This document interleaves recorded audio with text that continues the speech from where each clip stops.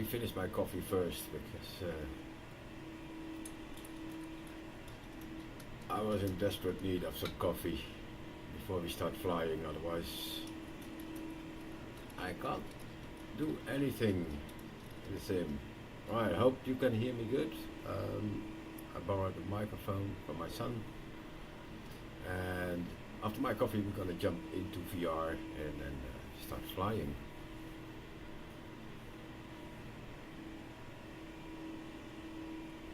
I'm not sure why I'm getting something wrong.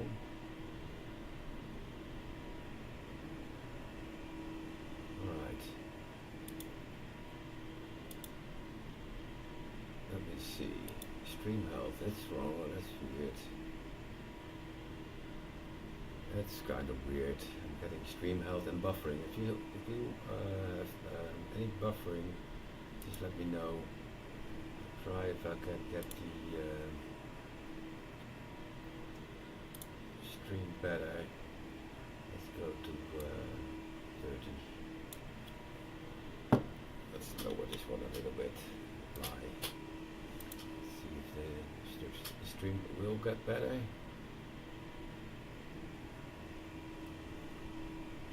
And I'm gonna finish the coffee.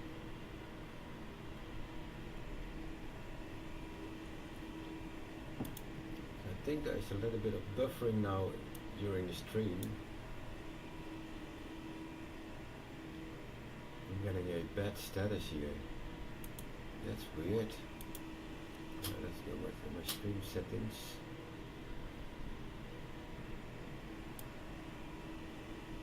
Alright.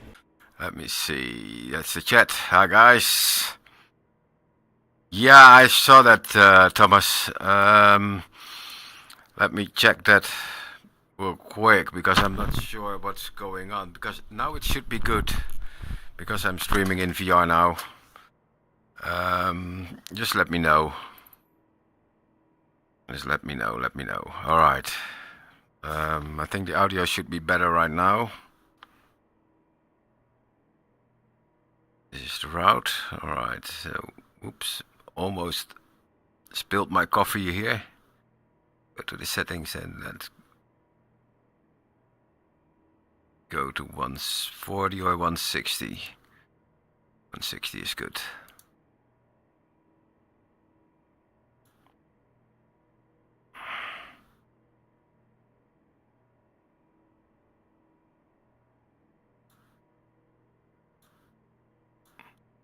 So I'm gonna have a look at the YouTube Studio, because I was getting a warning that there was a lot of buffering, but it seems to be good. Oh no, there's still buffering.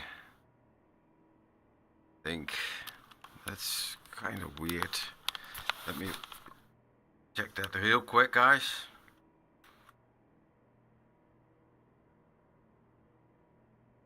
Yeah, this looks better. Can't change it anything else. Here in my settings and going to my output, that's set, that's okay. Right, well, this should be doing it. Alright, so this is that one. I'm gonna hide it up there and hide it there. Right, Thomas, how are you doing? I'm fine. I had a kind of a short work day today. Started around noon and then finished around 5. Had some lovely dinner and then started up the sim. I prepared this flight last night. Yes, I need to have a drink of my coffee. Stand by for that.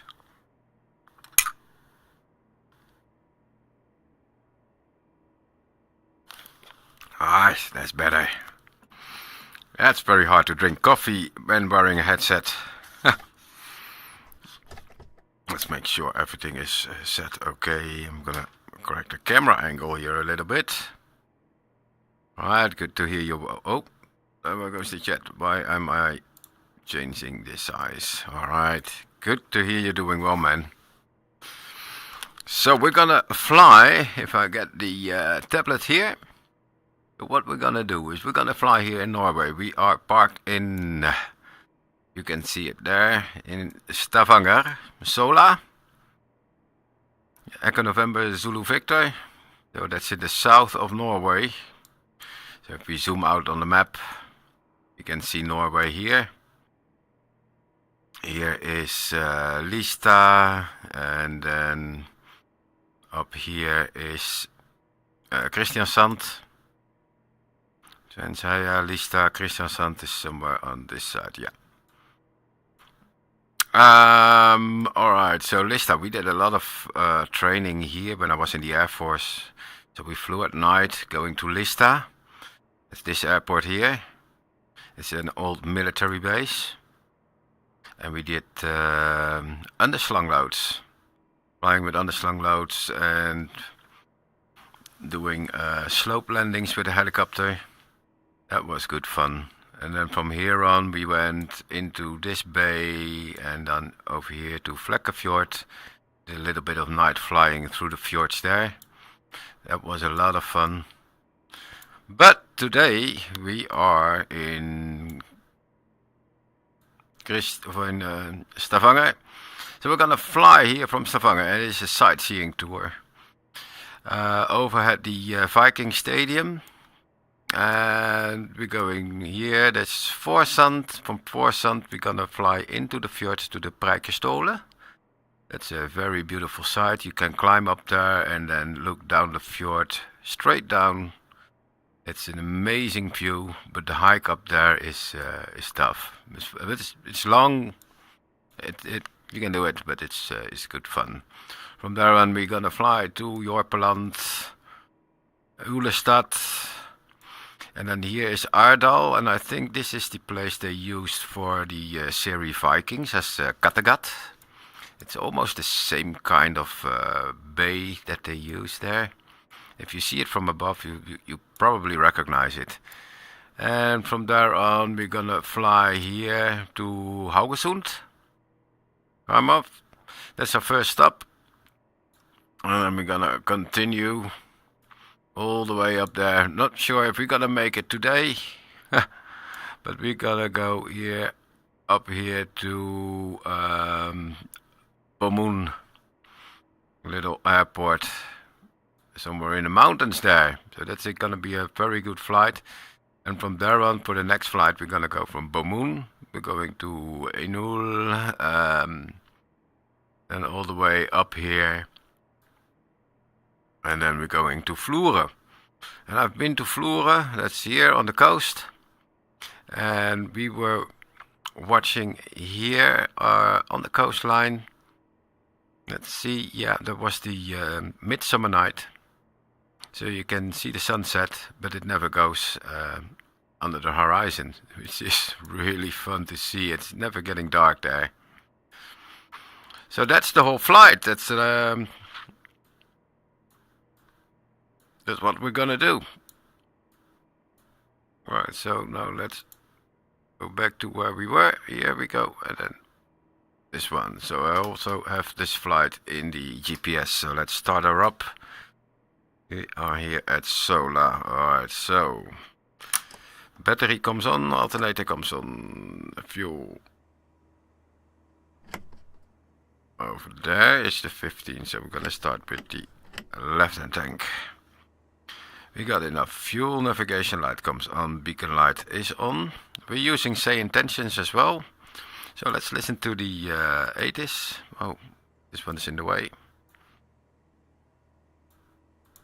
That's always the same thing with the tablet. Wait a minute. When I have the tablet here, now it's here.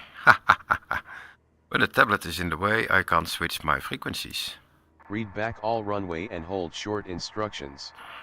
Advise on initial contact you have information mic.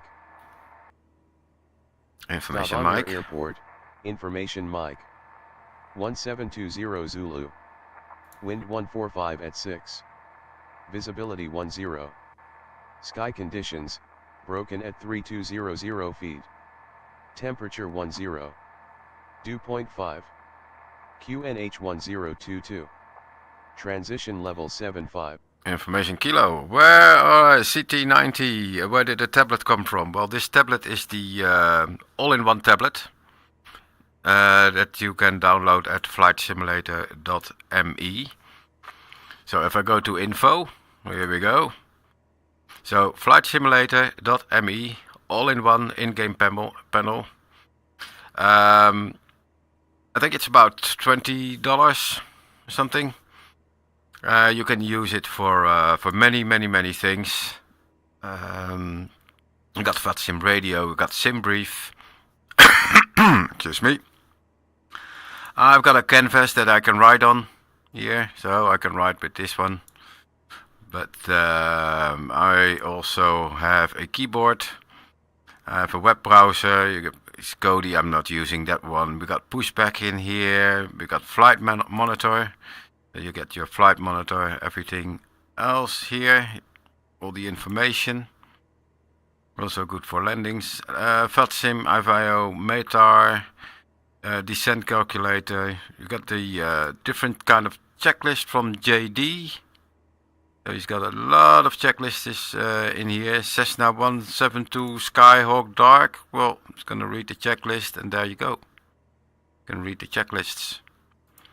It's amazing.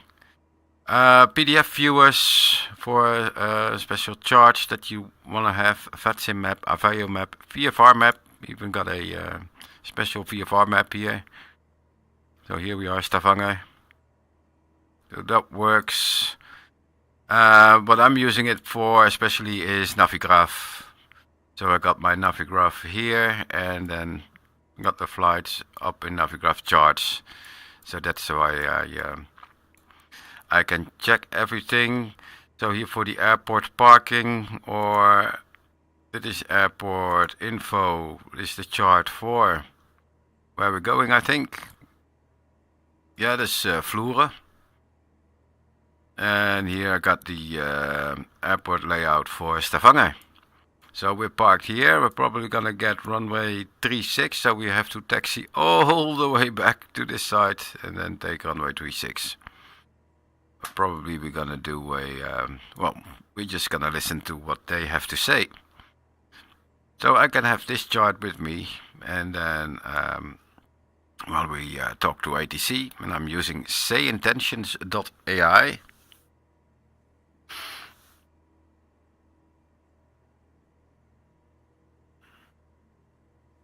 Yeah, but I can't really type here. Flightsimulator.me. It is not very hard to remember CT90. And also have a video about it on my channel. So alright. So beyond not beyond ATC, SayIntentions, which is really good. They have a VR panel as well.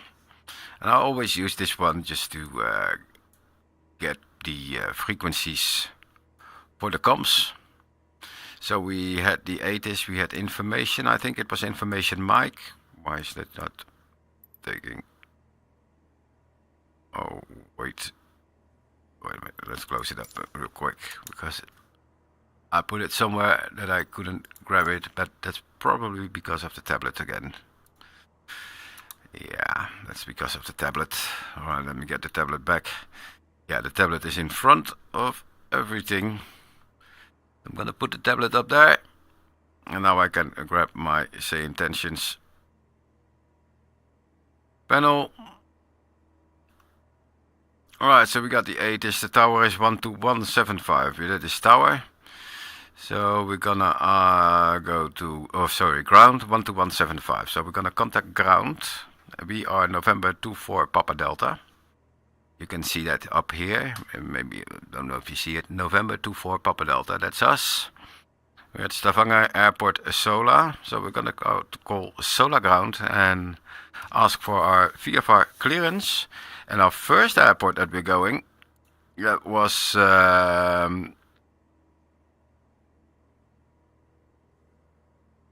let me see. I'll go down here.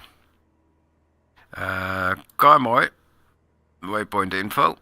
Let's go in here. doesn't give me any. Oh yeah, there it is. That's Haugesund. That's not ANHD. It's the other one. That's Haugesund. Is that the first one? ANHD, yeah, Haugesund. But it is also Karmoy or Haugesund. Both are correct. So we're going to Haugesund, yeah. Alright, let's see what they will say.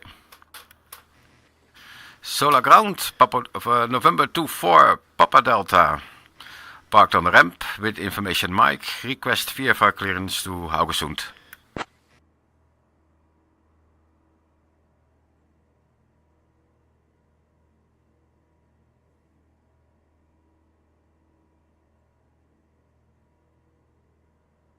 One to 175. 4 Papa Delta, cleared to Oslo, runway 10, taxi via Alpha.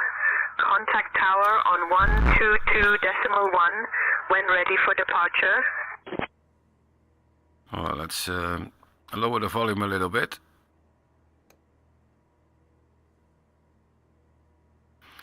Solar ground, I think you misunderstood me. This is November 24 Papa Delta. Request a VFR clearance to Echo November Hotel Delta, Haugesund.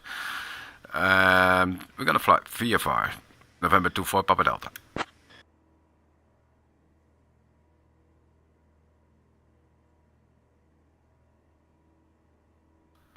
It's really funny, this. Yeah, sometimes they miss it. Papa Delta, on departure, maintain VFR at or below 1500 feet. Departure on 119.4, squawk 3151. On departure, maintain VFR at or below 1500 feet. Departure on 119.4, squawk 3151, November 24 Papa Delta. Alright, well that is set, so we're gonna set the squawk. Read back correct. Yep, squawk code is set, 1194. 1194, that is departure. So I'm gonna set 1194 also here in my COM2. 119. There we go, 4. Enter. So this one is now set to COM2. So if I switch here to 2, I'm on that one, and now I'm on this one. Because I have to contact tower first, or ground, and then ground will send me to tower, and tower is 118.35. Enter. So here we go. This one is back, so all frequencies are now set. If we go to the map, I've got my whole route here in the map. So we're gonna ask for startup clearance only. Solar ground, November 24 Papa Delta. Request engine start only.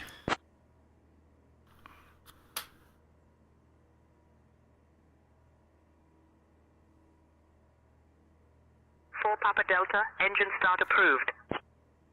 Engine start approved, November 4 Papa Delta. Alright, engine start is approved. That is all on. Fuel booster pump comes on. Let's start this engine. There we go. Let's get around 1000 RPM. Booster pump can come off for now. Taxi light on. Navigation light is on. Pitot heat is off.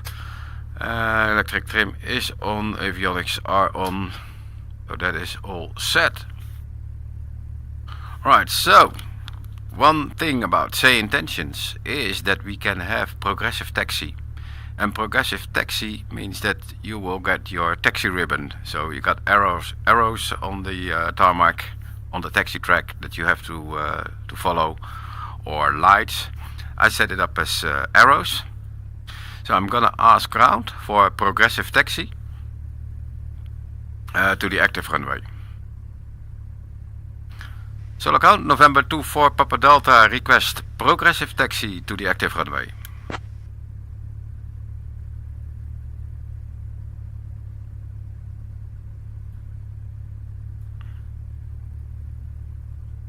Papa Delta, taxi to runway 10 via Golf 2, Golf 3, Golf 4 Papa, Lima 4, Hotel Delta.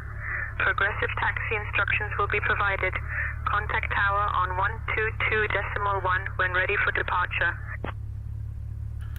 Taxi to runway 10 via Golf 2, Golf 3, Golf 4, Papa, Lima 4, Hotel Delta, and tower on 122.1 when ready for departure, November 24, Papa Delta.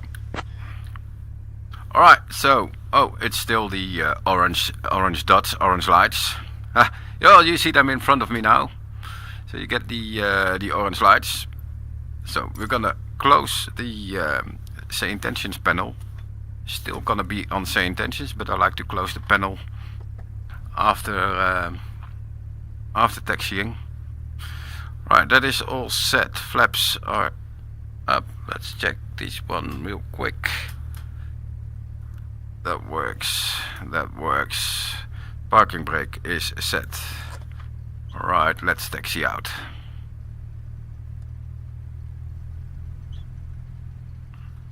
And the fun part is when you land somewhere, you can ask for a follow me car, and then a follow me car will stop in front of you and lead you to your parking spot, which is really awesome. You can also ask for a fuel truck, and that is amazing. And I have a co-pilot next to me. You can't see her, but she is there. Wait a minute, we can put her in, of course. We can put a passenger in as well. Alright, let's go to the tablet real quick. In here, let's show who's all inside. I got myself inside, but I have this one inside, and we can have Jody in the back. Alright, so now we are a little bit heavier. So I got a co-pilot and a passenger. Alright. Hopefully VR will be better in a minute after we left Sola. I think it will be. It's a little bit stuttery for me now, but that's because I'm streaming.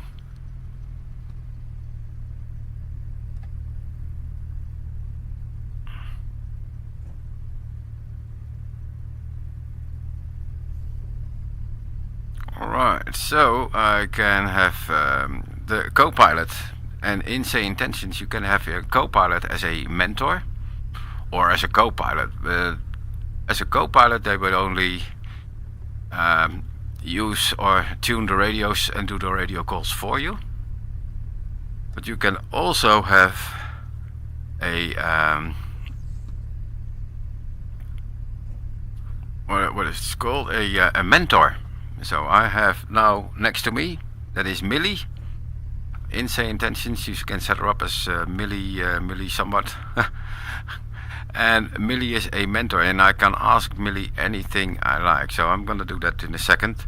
As I'm gonna ask, see what CT90 is asking is, what plane are you flying? I'm flying the Beechcraft Siera Charlie 24 Romeo from Flysimware. So from the outside looks like this.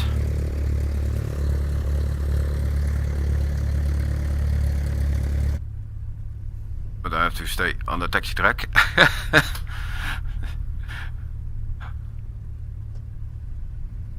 Right, so we got a long way to taxi. Runway that was 0110. Runway 10. Alright, so I can't ask Millie anything. So what is the best taxi speed for this aircraft? And let me see where my tablet is. Did I close the tablet? I think I closed the tablet, yeah. So I'm gonna push another button. Well, Millie, this is your Captain Mike. What is the best taxi speed for this aircraft? And she will come back with an answer.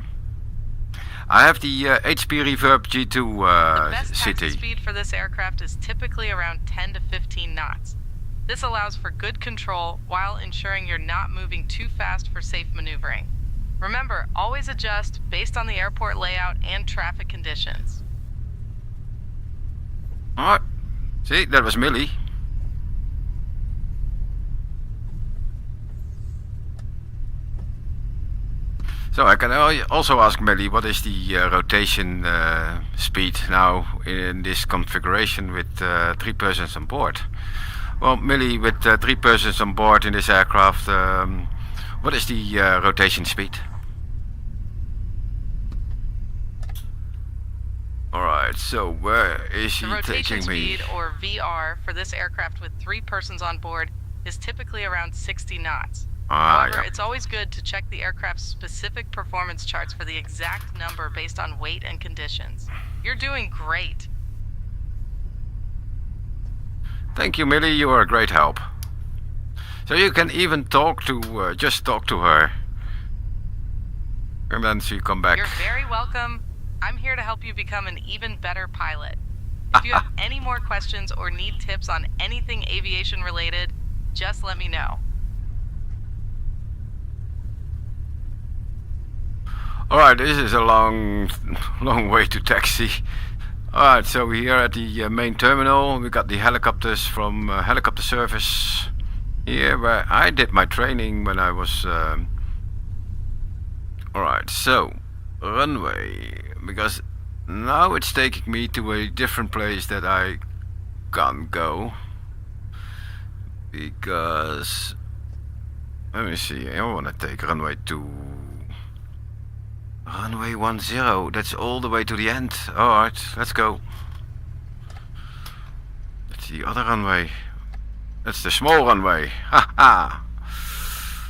Alright, I'm not sure where this one's gonna take me. Because this is a pretty weird way to go.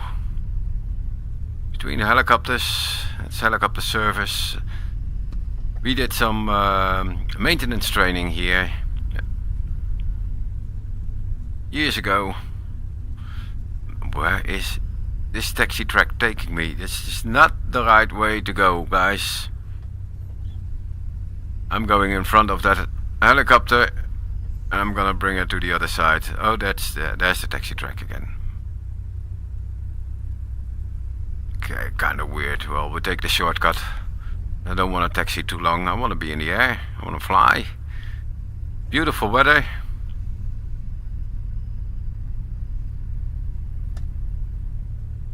And there's no one else here.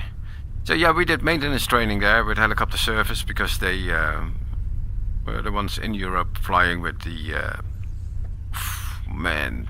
Oh, it's in the headset. It's now really stuttery, but I'll get there. So we are here runway 10.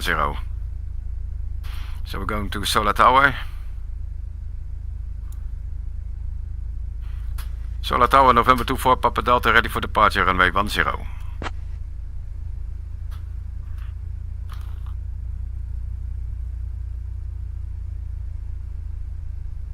November 24, Papa Delta, Solar Tower, runway 10, winds 1145 at 6, cleared for takeoff. Oscar. Cleared for takeoff, runway 10, November 24, Papa Delta. Alright, so we got our landing lights on, navigation, rotation, beacon light and strobe lights are on. Nav lights, fuel pump. Oscar Bravo, goes on. The Sola, contact ground on 121.75.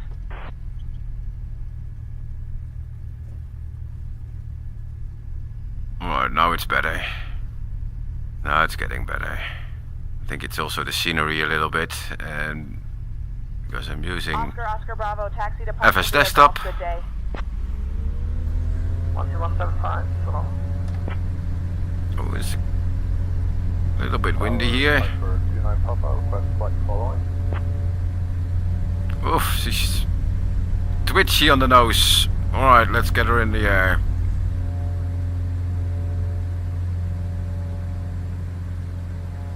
That's the point with this aircraft.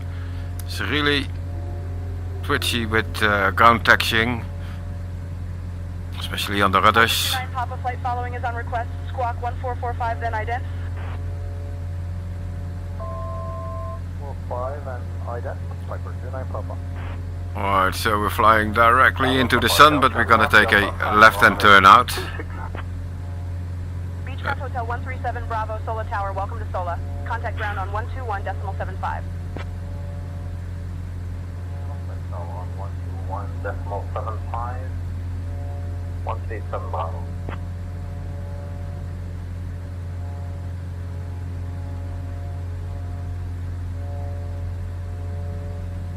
Right, so here we go. There we go. Tower, this is Piper 6229 Oh, Papa. zoom in. Departure runway 36. And zoom in on that one. 29 Papa Sola Tower, winds 310 at 7, runway 36, cleared for takeoff. So we're going. To Mike Kilo, contact departure on 119.4. Alright, we're gonna lower the volume a little bit from the. Oscar Bravo, runway 18, cleared to land. Runway 18, after that. Oscar Bravo. Right, so. Contact ground on 121.75. Here we are. So here's the Viking Stadium. In front of us. You can see it just on the nose now. Just behind that little hill. That's our first waypoint. Whoops. Here we go. Let's keep her steady. Oh, I have to trim a lot now today. Oops. That's better, hey? To stay below 1,500. Slowly climbing up. There's the stadium, the Viking Stadium of Stavanger. There's the city. Looking absolutely beautiful today. It's a very nice city to go to. Don't start drinking beer there, because it's very expensive. As is all alcohol in Norway. This is good fun. Yeah, I'm using the HP Reverb G2 CT90, which is an amazing headset. Will be upgraded later this year, or maybe in the beginning of next year. And it's even a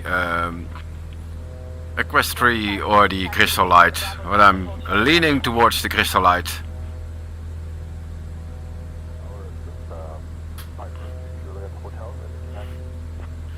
Alright, we're going to departure.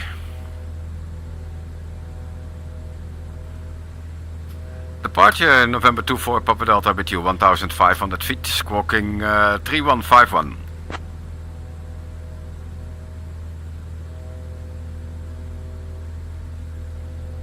November 24 Papa Delta, solar approach identified.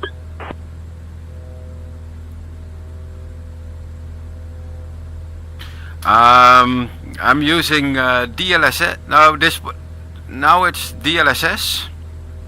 I'm in balance mode, and then upscaled to, I think it's 3000 pixels in the OpenXR toolkit. That gives me a better performance when I'm streaming. November 24 Papa Delta, solar approach, contact Polaris. Control on 120.65. Switching to Polaris control, 120.65, November 24 Papa Delta. Alright, then we're going to Polaris.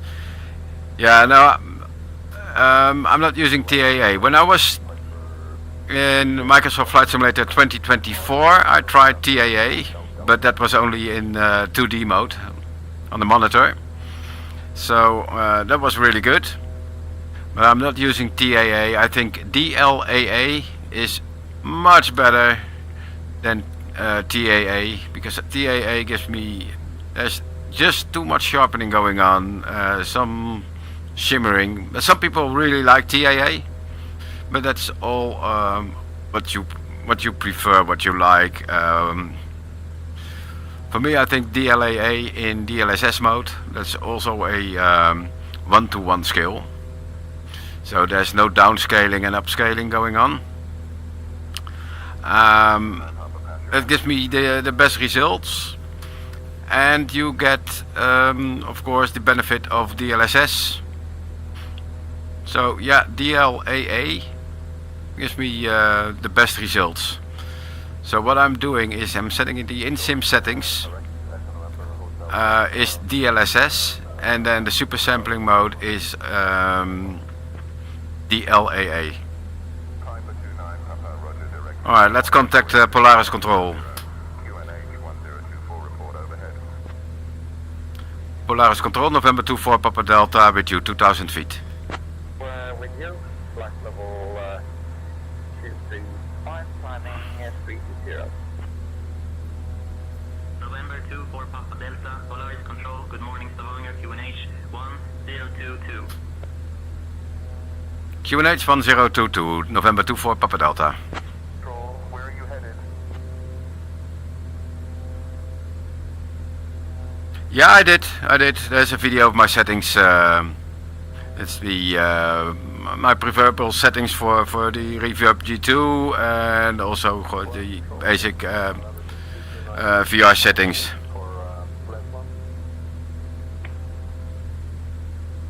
Yeah, the shimmering you get with TAA is I don't like it. When you're using TAA, don't use sharpening, because that's making the shimmering even worse. So don't do sharpening. Set sharpening to 0, even in the also in the OpenXR toolkit,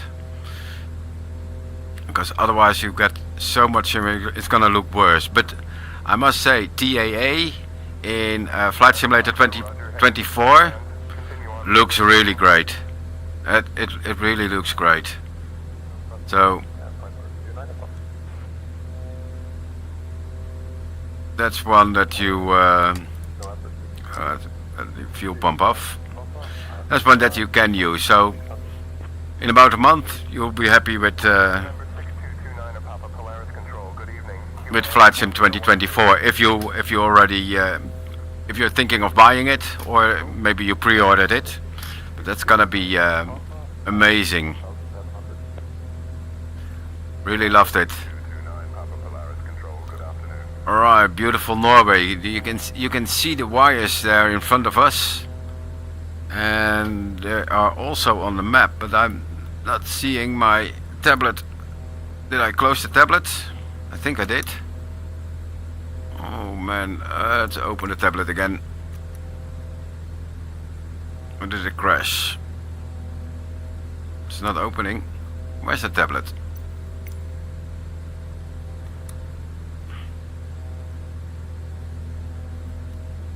Ha! Oh, my tablet is gone. Well, anyhow, not sure why it won't open. Oh, it's up there. That's where I put it. Alright, let's go back to Navigraph. So, alright, I'm gonna get a big stutter.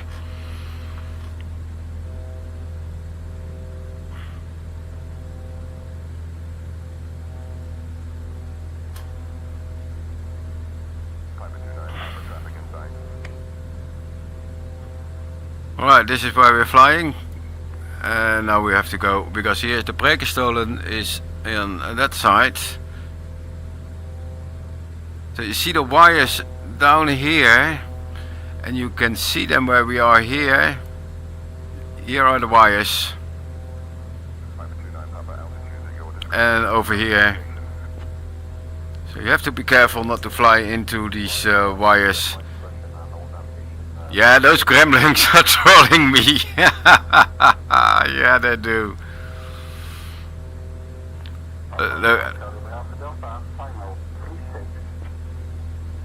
Alright, now the view is getting better. Flying into the sun is no fun. Yeah, I thought I had the tablet somewhere and I couldn't see it. But maybe I was hiding it and showing it and then not looking at it at the right place. Oh man, sometimes it's really terrible in VR. You can get lost. You lose all your stuff. Where is it? It's just like the real thing. Alright, so we're going to Brekenstolen, a very high cliff. Let's hide this part of the map. So this is the fjord.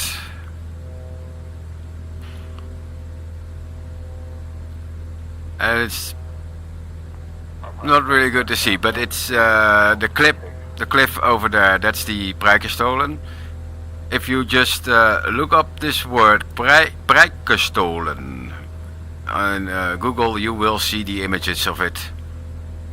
And it's an amazing trip to hike up there. And then you can lay down and look. I think it's about 2,000 feet down. We are at 3,000 feet, just above it. I think you're looking 2,000 feet straight down into the fjord. It's an amazing height.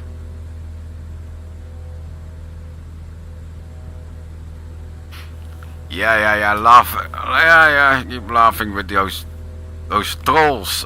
Not gremlins, trolls. Norwegian trolls.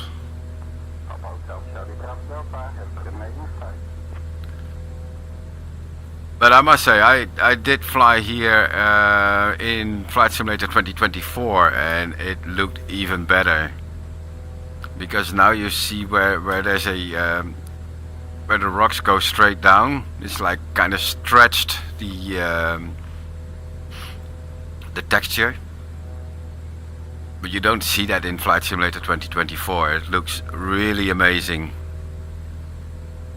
It's so beautiful. And again, a lot of wires over there. See, and those are the wires that are on the map here. This is the VFR map. So here you see the wires. We're flying here, we're going over left, 90 degrees. You don't want to fly into those wires.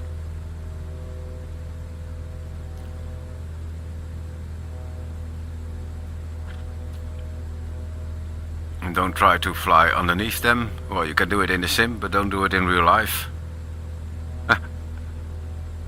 But you never know if there's a lower wire hanging there, and one that you don't see. You see the big wires, but you don't see the very small wires that are often hanging a little bit lower than the big ones.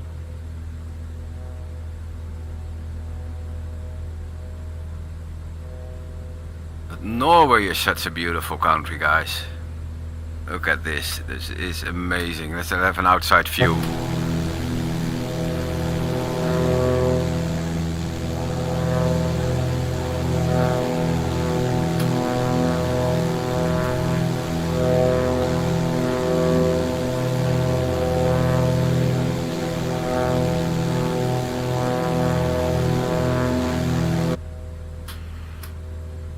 Yeah, that is amazing. Alright, so we're gonna follow this route here to Jorpeland.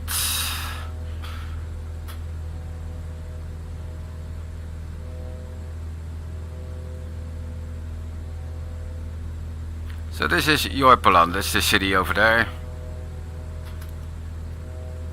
And from there it's gonna be a hard ride all the way to Ullestad and Ardal.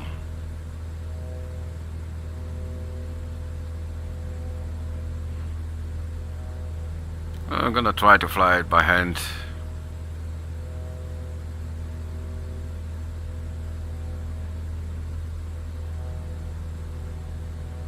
I still have some radios going on. Yeah, probably. Yep.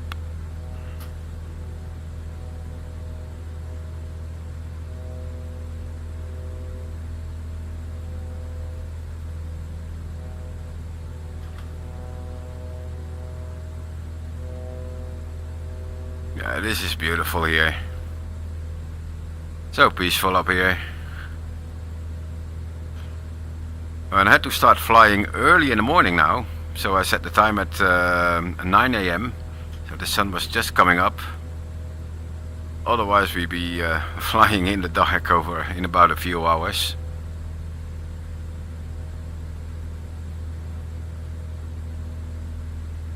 Isn't this beautiful, with all these islands here? Alright, so we're gonna fly to the right. Alright, and while we're turning, we have to remain at altitude. So, in the turn, just pull a little bit on the yoke.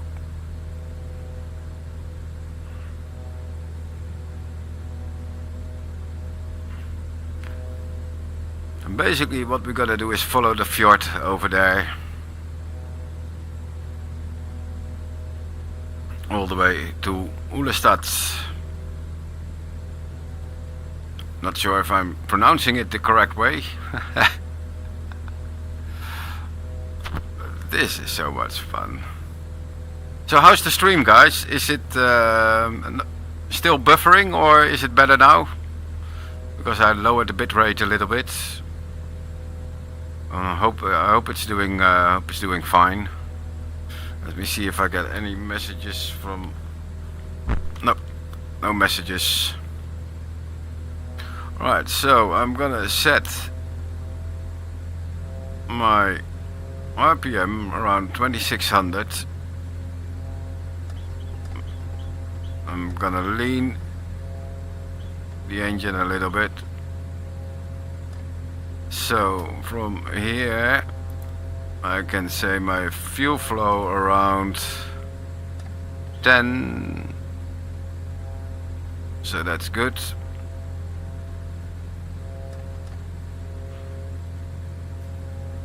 Have to trim.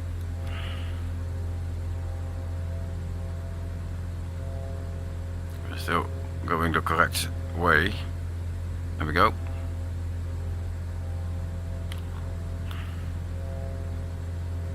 Ah, that's better, man. Thanks, Thomas. Yeah, when I started streaming, I got a message from in YouTube Studio. I'm just gonna add a little bit more fuel in here because I'm not sure what it's.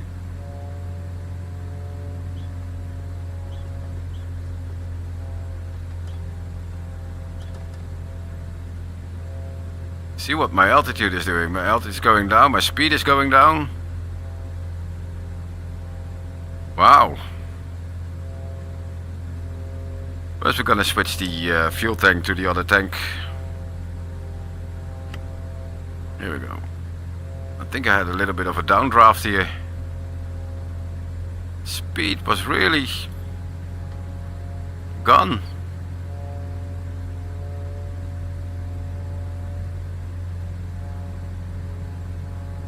Where's my airspeed? Look at that, I'm nose up.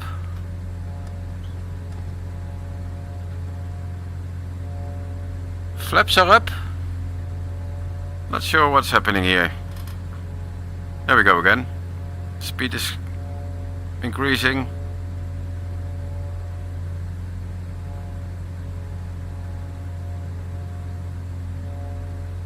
Alright. We're back at it again.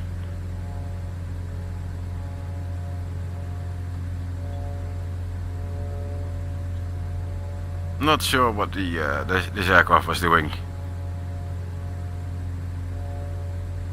Something's off. If it doesn't look good, add some power, right?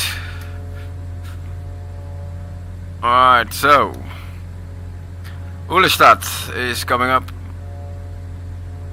right here in this valley on our 10 o'clock. Hello, this is Ullestad, and from here we're gonna follow the valley up there, and that is Aardal, and you will see that it really looks like Kattegat from the series Vikings. Have you seen the series Vikings? Really great. The first series, of course. Get this one and hide it. And it really looks like the, well, not really the town of Kattegat, but especially the location. So I'm not sure if it is. Yeah, those trolls were eating my flaps, and I don't think what they did, but maybe I got some trolls in the gear. That's just not sure what they're doing there. think I had a stowaway in the wheel well. Right, so you see the river here, and then up there, so if you follow the river, I'm gonna leave the mouse alone. If you follow the river to the coastline, you see the little city there. If you look at this this water inlet, it really looks like how Kattegat is displayed in the series Vikings. So with that straight coast, and then getting a little bit narrow with those hills on the either side of it, it really looks like it.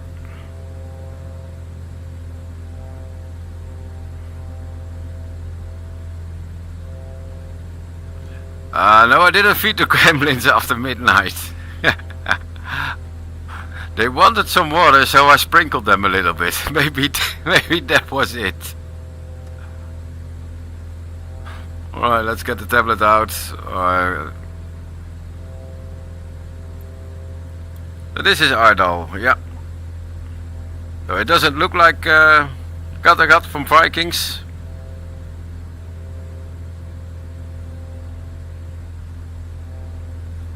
But I think this is where what they used for the shots in the series.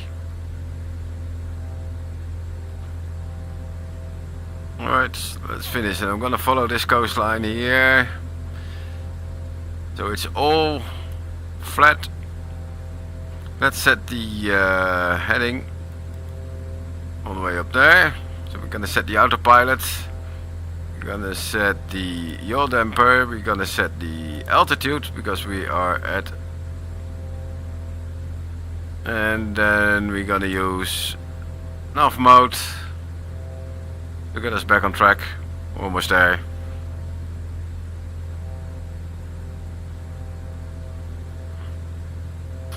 So now I got time. Hey, Danger Mouse! Welcome to the stream, Danger Mouse. Thanks for joining. How's life, Danger Mouse? We're just talking about cats, or Kattegat from Vikings. But and we got some gremlins in the airplane, probably somewhere in the wheel well. They're doing some crazy stuff to this aircraft. But we're doing fine now. We got the wind from our, let's say, 8 o'clock.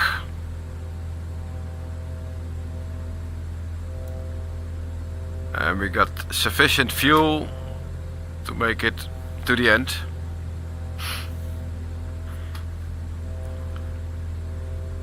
Alright.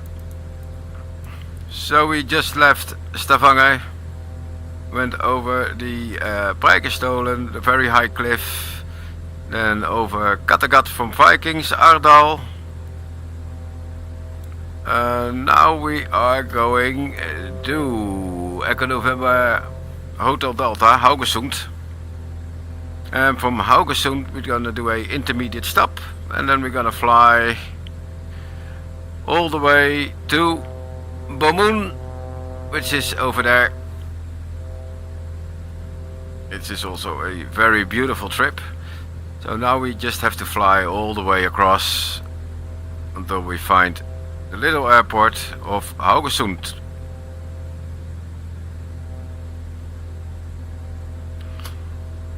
So yeah, what's better than to fly in Norway when the weather is fine. And I got Millie next to me. Millie is my mentor.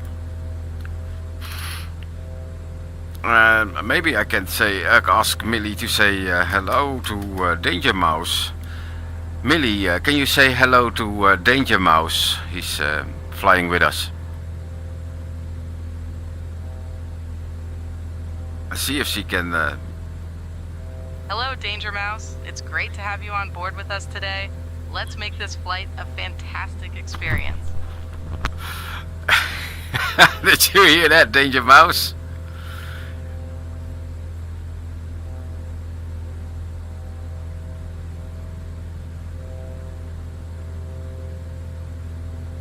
Yeah, I wanted to do a comparison of Norway, but yeah, the server stopped. I couldn't do it. I had the kids over for this weekend, so I had little time to play with 2024. But yeah, it looks better.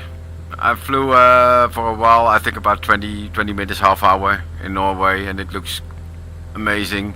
But we didn't have all the scenery in, because there were some other stuff that was not loaded in the sim already. So they had photogrammetry or terrain for US national parks, but not for the whole of Europe. I had parts in Italy that looked terrible, but then again, we didn't get that data. So it was a very limited test version.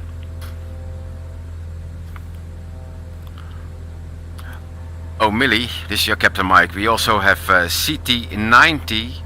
That's really his name, CT90, and we got Thomas Grillo in the house. Just let them know that we are very happy that they're joining us. That's the AI next to me. Hello, CT90 and Thomas Grillo. We're thrilled to have you on board with us today. Let's make this flight an enjoyable one. Right. So, anything aircraft related questions, you can ask Millie anything about this aircraft or any aircraft. So if you have any questions, type it in. And alright, Colin. So type it in and I'll ask Millie and she will answer you. It's an amazing thing to have from SayIntentions. So if you want to know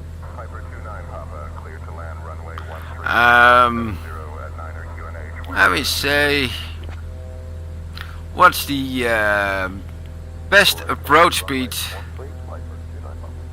for this aircraft, for a best approach speed for a full stop landing, anything, or what are the best RPM and manifold pressures for cruise flight? So I'm gonna ask that. Millie, can you tell me what the best RPM and manifold pressure settings are for a cruise flight at 3000 feet?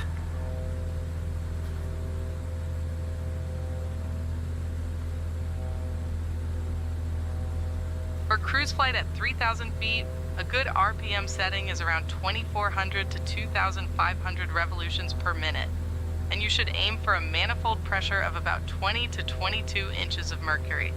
This will help you achieve a good balance of power and efficiency. Keep up the great work. 20 to 22, so we're gonna lower this one. Oh, that sounds better. You see? HAL 9000 might compete for a job. Millie, there's a question from Thomas Grillo. If you are afraid if HAL 9000 is gonna compete for your job?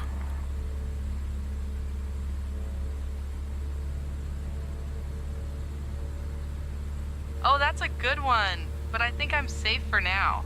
After all, nothing beats the human touch in aviation. Plus, I can provide tips and encouragement that a computer just can't match. Let's keep flying high. Alright, good to hear that, Danger Mouse. All is good at this end. Always enjoy your video and love the Norway scenery. I hiked from Bergen to the mountains nearby. Oh, that's awesome, man. That is awesome. So we are approaching 120.5 for Papa Delta. So, alright, so we are approaching Haugesund. Tower November 24 Papa Delta, 3000 feet in the east for full stop landing.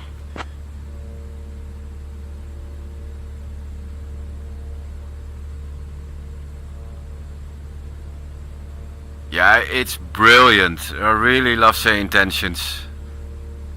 November 24 Papa Delta, Carmoy Tower, winds 145 at 10, runway 13, cleared to land. Clear to land runway 13, November 24 Papa Delta. Oh, let's see, this heading, that goes a lot quicker. Iron Tango Echo November, ready for departure, runway 13.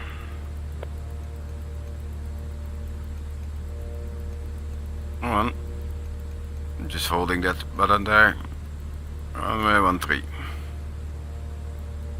130. Alright, 130.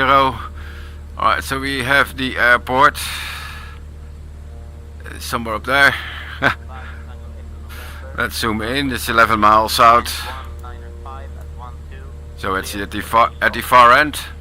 Do you see the ship in the distance? Not sure if you can see it, but I can see it.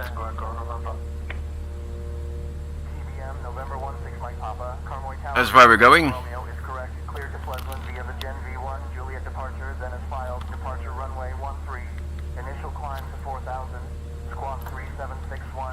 Alright, set the headset.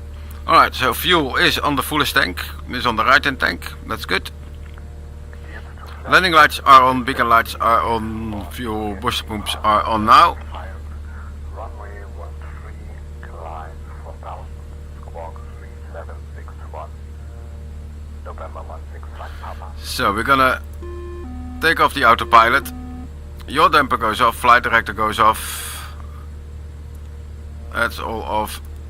Alt goes off. Oh, there's my flight director again. Oh, come on guys. I want it off.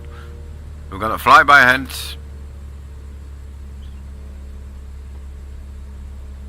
Mixture and prop. Now it's full. Almost then. Gonna set up for a left hand downwind. Runway 13.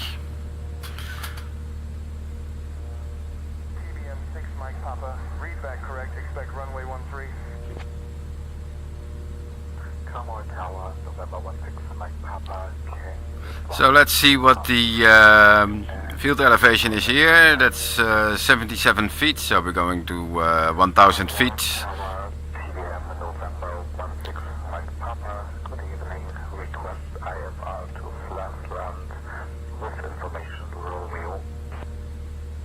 Alright, set up the map here. There we go. So there's the airport. So I can also do a OBS. That is 130. Enter. So now I select OBS. So it will give me the runway heading. So I only have to intercept the magenta line here. And that will set me up for a good final for runway 13.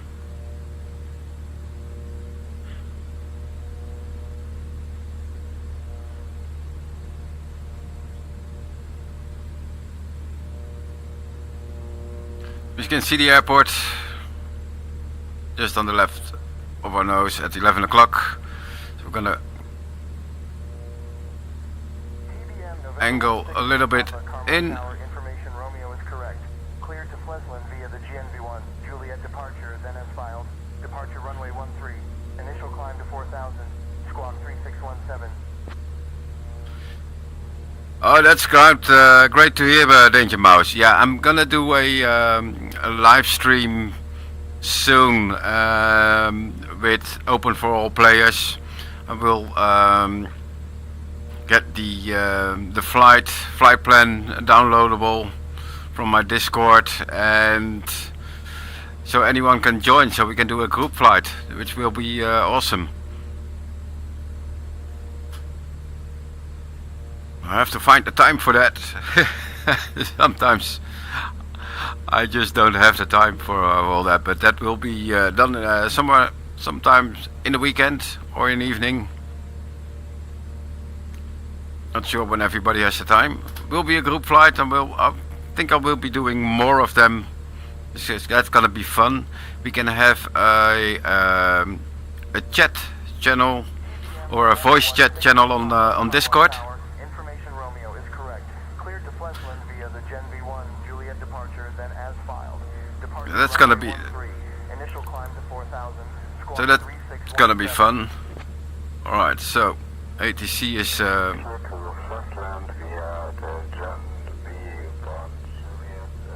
So you can set the volume for the ATC as well. Alright, there's the airport, so props go full. Slowly descending. And the gear comes down. That was the gear warning.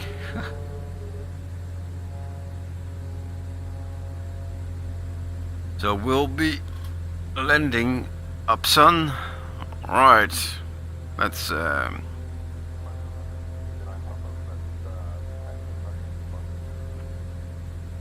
okay, Millie, are you ready for landing? We're gonna land here at Bømoen, intermediate stop.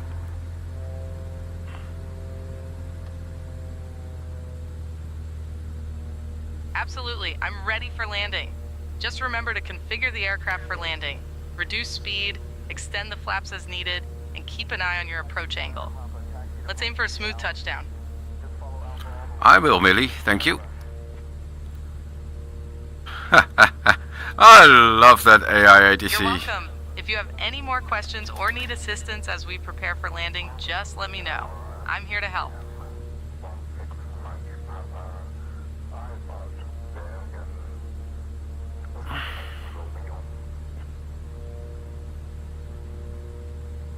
So one more to full flaps. November 24 Papa Delta on our left hand base, runway 13, full stop.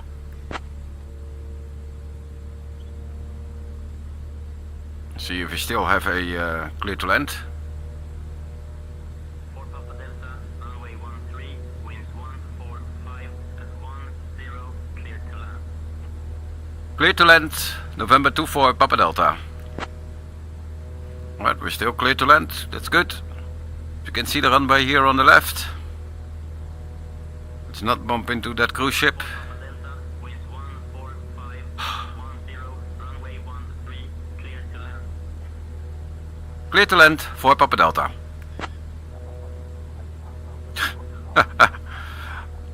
Sometimes they keep coming back. Alright, around 80 and then slowly reducing the speed, getting the trim in there. I'm not using the PAPI lights because I don't trust the PAPI lights. So got 21 knots coming from the 1 o'clock position. So we're creeping in here. So 21 knots. So we're doing around 60 ground. So I'm not going to use full flaps now because there's so much wind.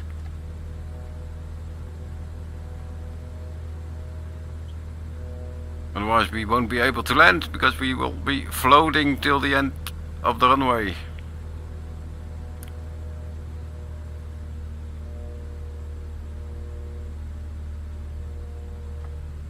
Alright, getting the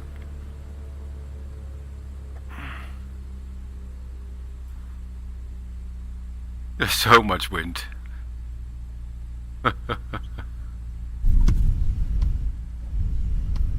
Oh, and then you see is twitchy again on the rudders. It's terrible. Taxi to parking at your discretion and stay on this frequency. Taxiing to parking on my own discretion, staying on your frequency, sir. November 24 Papa Delta. Right, we made it. 4 Papa Delta, taxi to parking at your discretion and stay on this frequency. Wilco 24 Papa Delta.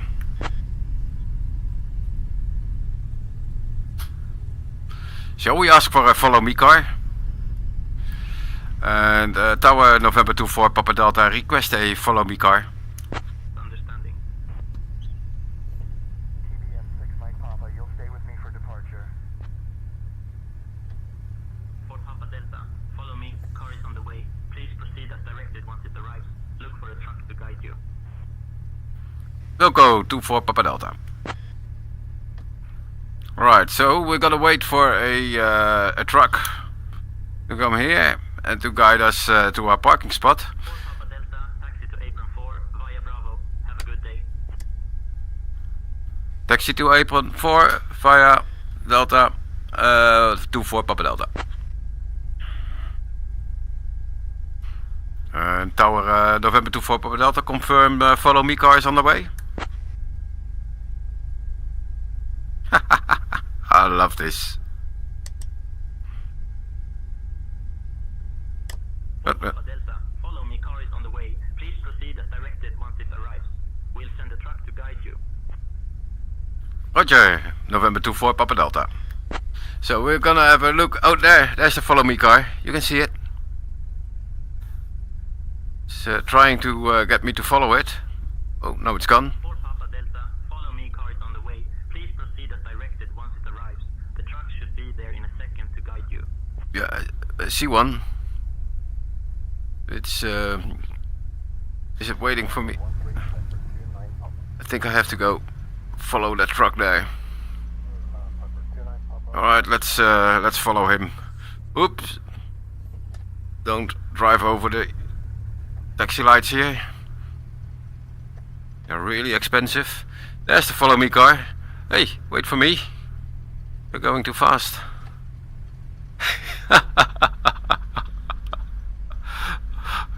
Come on.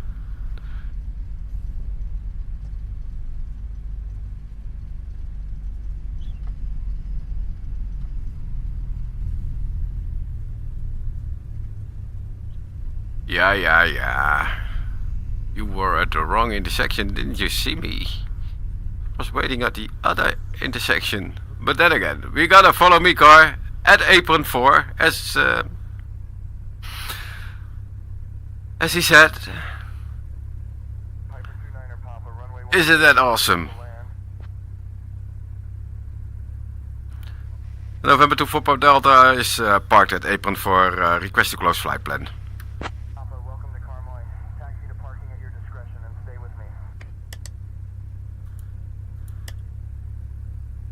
4 Papa Delta, flight plan closed. Have a great day. Thank you, you too, sir. Bye bye. So we're gonna switch down the this one. You're using your Fanatec pedals for rudders. It's like dancing on ice. Yeah, I guess that. Yeah, and if you're using your Fanatec pedals, but I have the old what is it? The old T rudders from SayTech or Logitech. What is it? Logitech? Trustmaster pedals. They're terrible, but they work. They do work. I'm gonna leave all the power on because otherwise I'm gonna ask for a GPU. So let's get a GPU here. Maintenance. Let's get the GPU on. There we go. We got the GPU. Not sure what the headset filter is in this thing. And then we're gonna continue our flight in about a minute.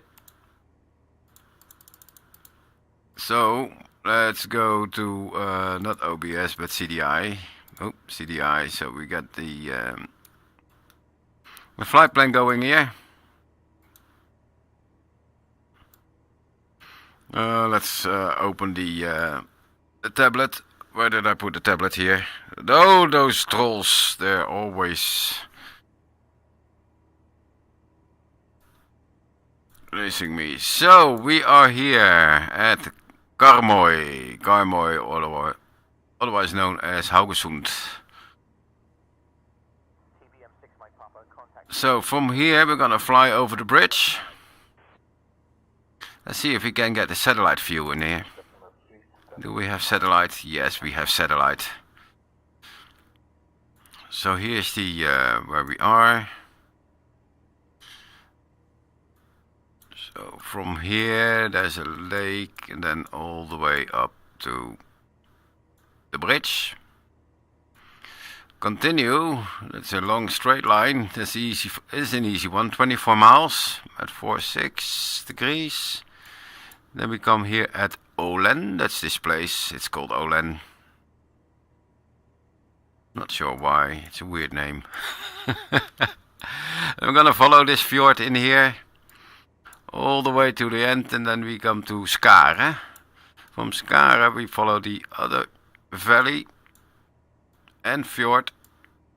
Here there's Pesur. That's a waypoint, IFR waypoint, but I'm just using that one. Then we got to find the Hardanger Bridge. From the Hardanger Bridge we are going to Bømoen. That's gonna be awesome.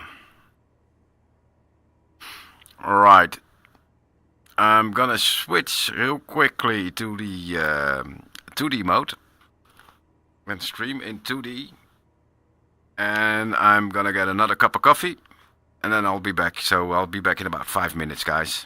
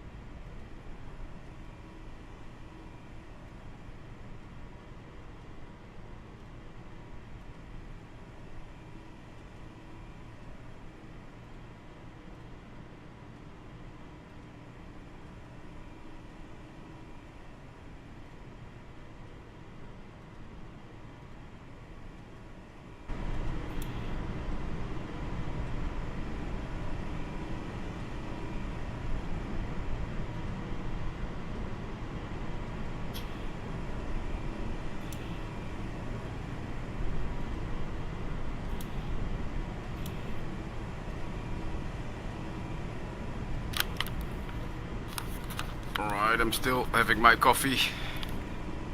I'm gonna put the headset really on my head, but I have to drink my coffee first, guys. Yeah, I'm still here. Gonna put the headset down for a minute so I can drink my coffee. Then we're gonna continue the flight.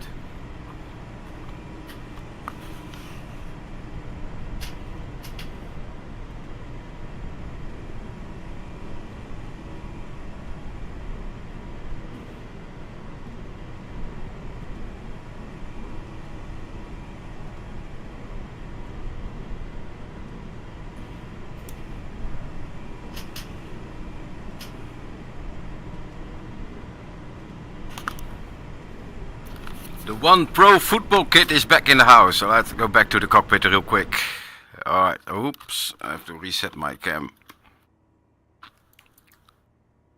Let me go back in here. Yes, here we are again. The real Pro football kit. I saw you coming in, man. How are you? Alright, I'm gonna put this one up there and we're gonna hide it again. And I have to open the chat. There we go.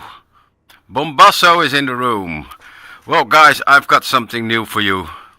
You're gonna love it. So, we got the One Pro football kit and Bombasso in the room. And we got Millie. Millie, can you say hello to that One Pro football kit? Yeah, that's his name. And Bombasso. They're both joining us for the flight as well as all the others. Can you say hello to that One Pro football kit and Bombasso?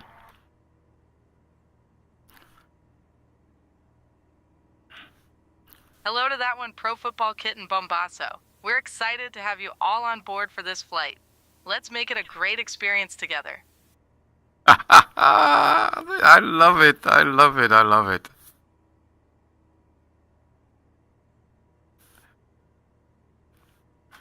That is so great.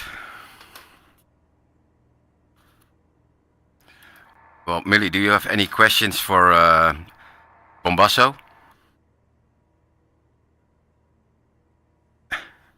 Not sure she's gonna answer that. I don't have any questions for Bombasso, but I would love to hear about their flying experiences. It's always great to share insights and learn from each other.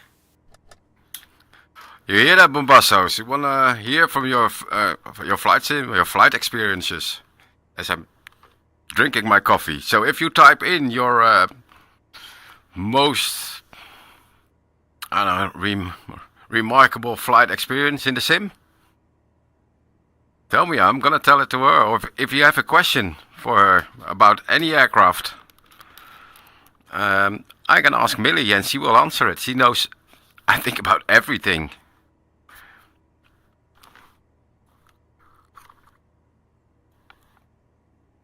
He really does know a lot. And in the back we got Jody. Jody is quiet. Jody is not saying much. She's enjoying the view. We are enjoying the view of Jody. Can't believe they made such a passenger, but hey, it's fun. We can have another passenger as well. We can switch out Jody for... Who do we have? Otherwise, we can have Adrian. So we're gonna switch Jody for Adrian. Let's see. Oh, Adrian is a little kid. Alright, that's a little kid. And we can have Bobby in the back as well. Who's Bobby? Oh, that's Bobby. That's another little kid. But we can also have Rick. Rick next to us or behind us. Oh, that's a big guy. Alright, let's keep Rick and Jody, boy and girlfriend, in the back, enjoying the view, and we got Millie next to us. So, Danger Mouse, for YouTube, like yourself, it's going to open so much. Keep it up. Ah, man, thanks. Yeah, the career mode is gonna be fun. I think the challenges, I don't think much people will do the challenges with that leaderboard. It's for, well, different kind of flight simmers. I think not for me. Yeah, that One Pro football kit, that is really cool. So let's ask Millie some questions. How do we set up a RNF approach in the GTN 750. Alright, Millie, how do we set up an RNF approach in the GTN 750? Let's see if she can answer that one. To set up an RNAV approach in the GTN 750, first select the Procedure button on the home screen. Then, choose Approach and select the desired RNAV approach for your destination. Make sure to verify the approach plate for any specific altitude and speed restrictions. Once selected, activate the approach and ensure your autopilot is set to follow the lateral and vertical guidance. You're doing great. Wow, you see? You can ask her anything. Yeah, this is gonna be so much fun. So we got the follow me car in front of us. We're gonna ask ATC to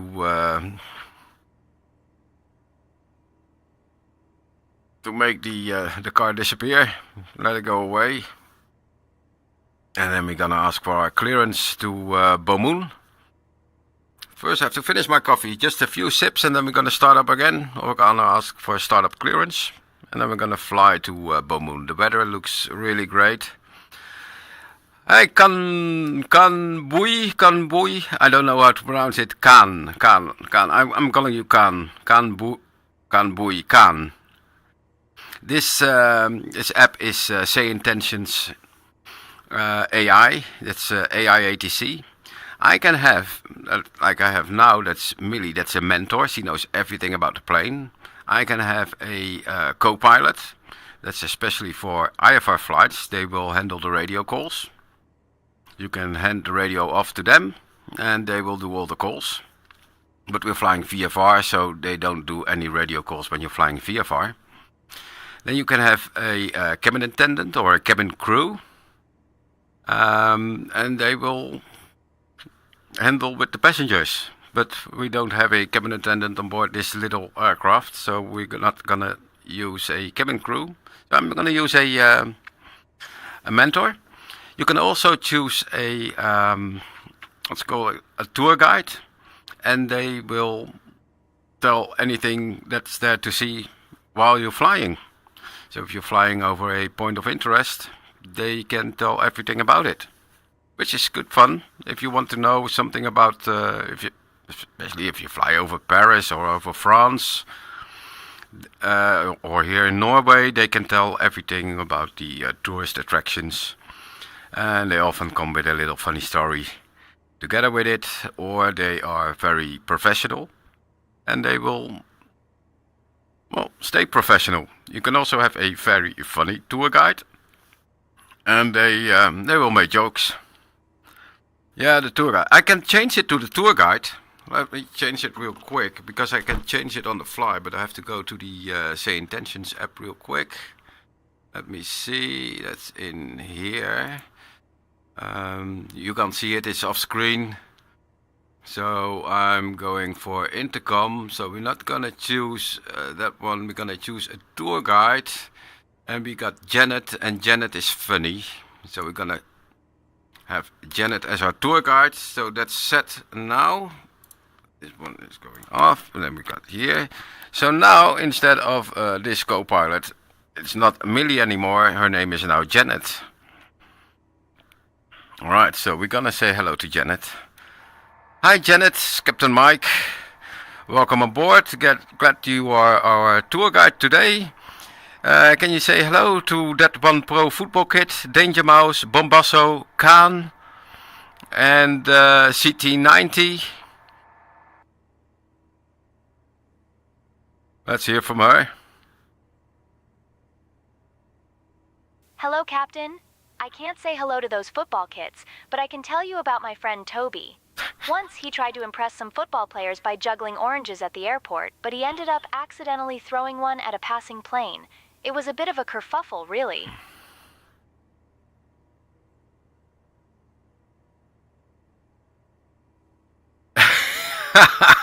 Danger Mouse, I used the tour guide that flew over my house and asked them about it. She told me I haven't paid my gas bill. Yeah, that's the tour guide. They are they are really terrible. Some really bad jokes.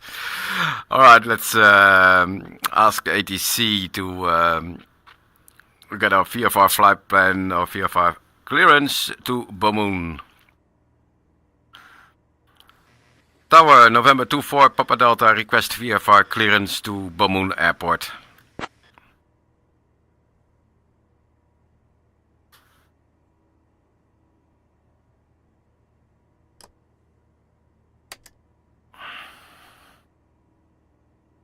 For Papa Delta, on departure, maintain VFR at or below 12500 feet. Departure on 1119.4, squawk 3151. Clear to Bømoen Airport after departure. Remain VFR at or below 1,500 feet. Departure on 119.4, squawk 3151, November 24, Papa Delta.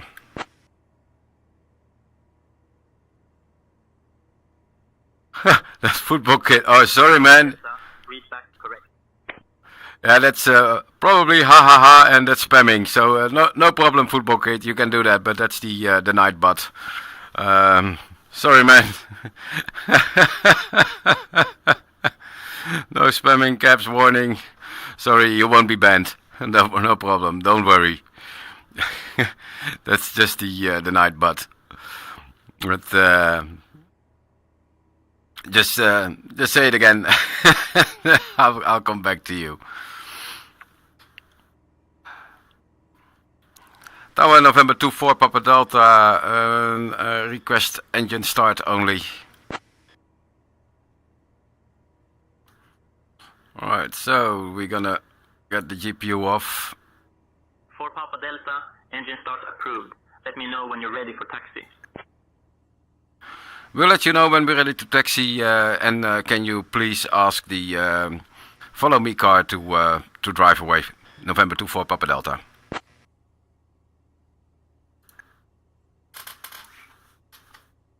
Right, engine start is approved. Fuel booster pumps come on, lights are on, parking brake is still set. We'll let you know when we're ready to taxi. Can you please ask the follow me car to drive away? We'll send a truck to guide you. Alright, that's what nobody did, but the follow me car is gone. So that's correct. Let me get my last sip of coffee.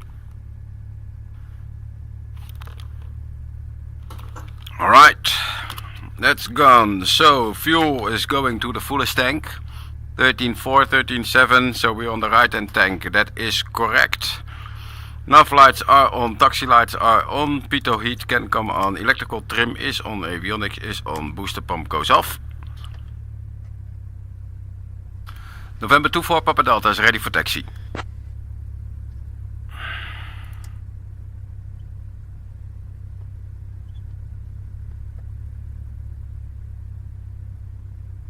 For Papa Delta, Roger, ready for taxi or further instructions when you are.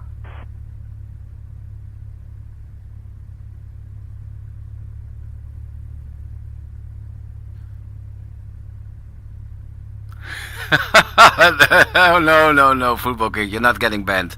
But that's a night bot from Stream Elements. So, sorry for that. I think I have to change the moderation again, because sometimes it's a little bit too harsh. Tower, Carmore Tower, November 24, Papa Delta, ready for taxi. I did that, but he came back with a really weird answer or instruction. For Papa Delta, taxi to General Aviation, parking at your discretion. Have a great day. Negative, Carmore Tower, November 24, Papa Delta, request to taxi to the active for a VFR departure to Bømoen Airport. Yeah, that's in the entourage. So if you have entourage, then you get all these things. Papa Delta, taxi to runway 13 via taxiway Alpha. Winds 145 at 10, cleared for takeoff. Taxiing to runway 13 via taxiway Alpha, cleared for takeoff, November 24 Papa Delta. So yeah, I'm a SayIntentions sub, or I'm using SayIntentions since day one, and because I'm paying them, or already paying them, I get everything. But that's for every SayIntention subscriber or user that's already paying the full amount of money. So I started with paying around, the first time it was around $30, 20 something, and now it's 19 euros, $19 per month. And so you got the full package with entourage is included, and entourage is the tour guides, the mentor, and all the other stuff that you will get. And there will be more. There will be traffic. It will be inserted slowly, so they don't want to rush it. But there will be traffic, so that's gonna be fun. There's taxi guidance. We'll get with entourage pushback. I think, yeah, it's pushback. What else is there? There's catering service, fuel service, anything you like, what you need on an airport, you can get there. So this is part of entourage. So the tour guide is part of entourage, but I have already everything in the full package. So we got the Janet as our tour guide. So I can talk to Janet, and I'm using a intercom button on the yoke. I have to push that button, and then I can talk to Janet. All right, Janet, we're ready for our departure. Are you ready to go and talk to us about some very beautiful things to see here in Norway?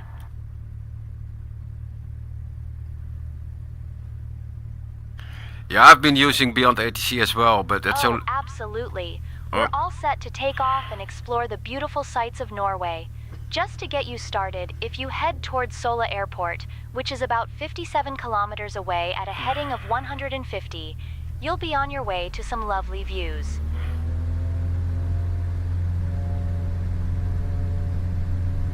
That's okay, Janet, but we're not going to Sola Airport, we're going to Bømoen.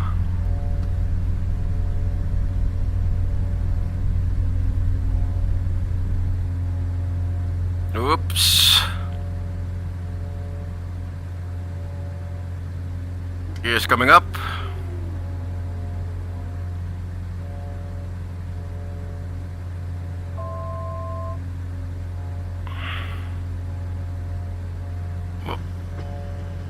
And flaps are coming up as we're gonna gain some speed here. Yeah, I've been using Beyond ATC as well, but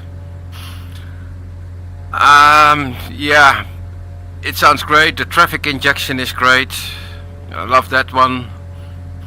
But with Beyond ATC, it's so canned. All the responses are really canned, and you cannot switch. For instance, you are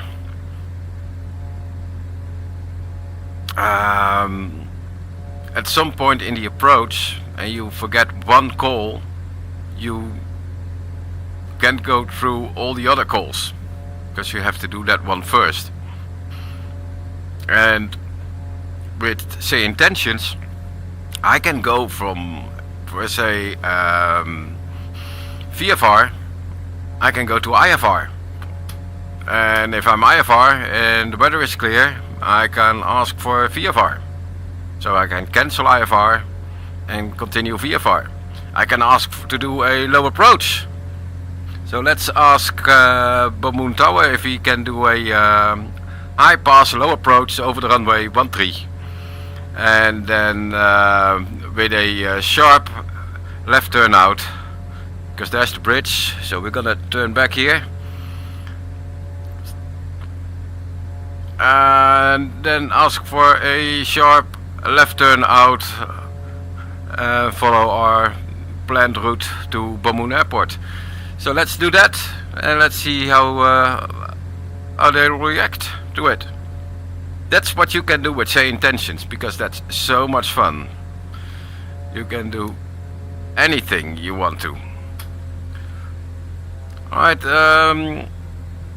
Bømoen Airport, November 24 Papa Delta with a request.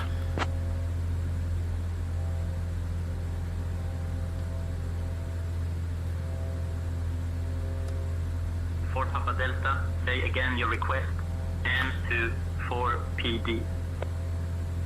Yeah, Tower November 24 Papa Delta, request a high pass low approach over runway 13.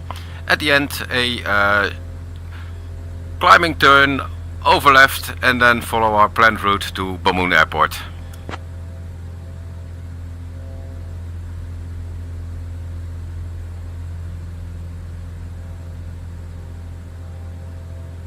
For Papa Delta, cleared for a low approach over runway 31.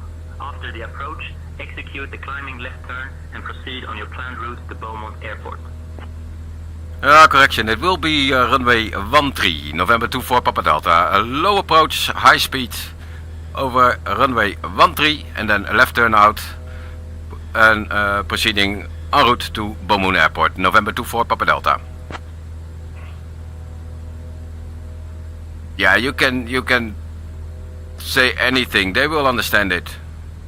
It's amazing what you can do in SayIntentions. Delta, winds 1 to 45 at 10, runway 13, cleared for touch and go.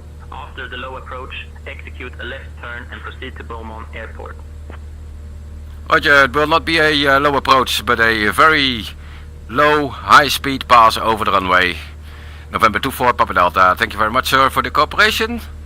And we're gonna say hi when we are over at the runway and wave at you. So be ready to wave back from the tower. November 24 Papa Delta. So we're going about 135 knots already. Going very low. There's the runway. Right into the sun. Papa Delta, winds 145 at 10, runway 13, cleared for touch and go. Enjoy your pass. Roger, November 24 Papa Delta. For Papa Delta, winds 1 to 4 to 5 at 10, runway 13, cleared to land. Tower November 24 Papa Delta, we're not landing, it's a high speed, low pass. Cleared for a low high speed pass. We'll be ready to wave back. Yeah, here we go, we'll be ready to wave back. Alright, set the power. For Pop, Papa pull. Delta, winds 1 to 4, 5 at 10, runway 13, cleared for a high speed, low pass. Enjoy your flight. I love this. So we're going low. Oh, the performance is really good now. The performance is really good now. Alright, here we go.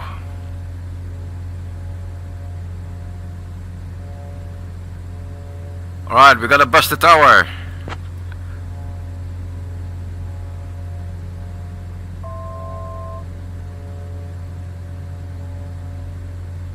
For Papa Delta, winds 1 to 45 at 10, runway 13, cleared for a low high speed pass. Enjoy your flight. Enjoying our flight, November 24 Papa Delta. Thank you for the cooperations, and we will be proceeding en route to Bømoen Airport. November 24 Papa Delta. Alright, my favorite fighter jet. Well, I don't fly fighter jets, but I think the F-14 is really nice. For Papa Delta, roger. Safe travels to Bømoen Airport. Thank you very much, sir, and have a good day. November 24 Papa Delta.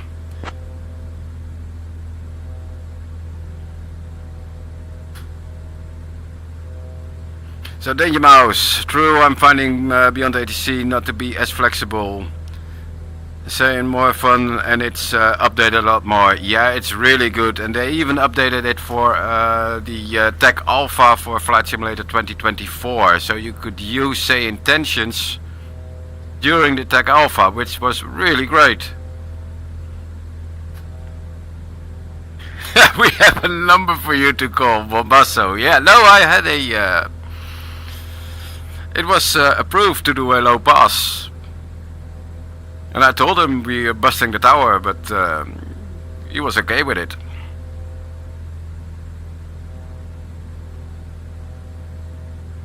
So I probably have to go to 1194. So we're gonna switch to 1194, that's Polaris Control. Polaris Control, November 24, Papa Delta. I just departed Conroy Airport. On our way to Bømoen Airport, request VFR flight following at 3000 feet.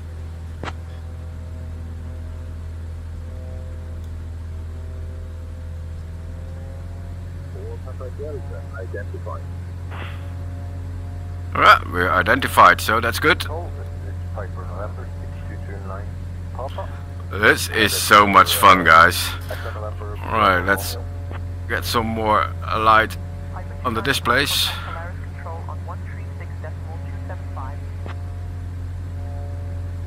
This is so much fun to do. Look at this.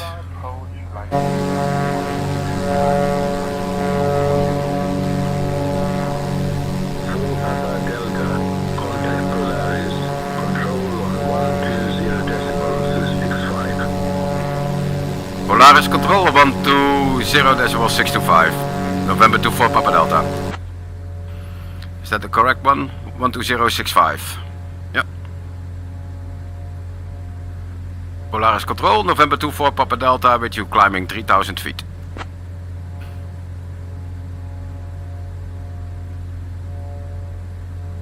We'll be interested. November 24 Papa Delta, Polaris Control, good morning, Karma QNH 1021. 1021, November 24 Papa Delta. Let's set that altimeter, that's good.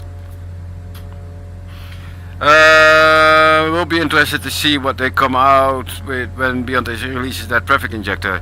Well, Beyond ATC already has the traffic injector. There is already traffic.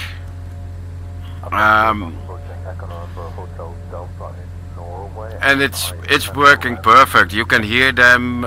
You can hear them talking. I'm only using the basic voices for the traffic. Otherwise, your credits will be will be gone within a few flights. And but they have a traffic injector, and it's working good. So I'm looking for SayIntentions when they release the traffic, which will come. I'm sure of it. There will be traffic, but we don't know when. But I think somewhere after the release of Microsoft 2024, I think there will be traffic, because there was a surprise.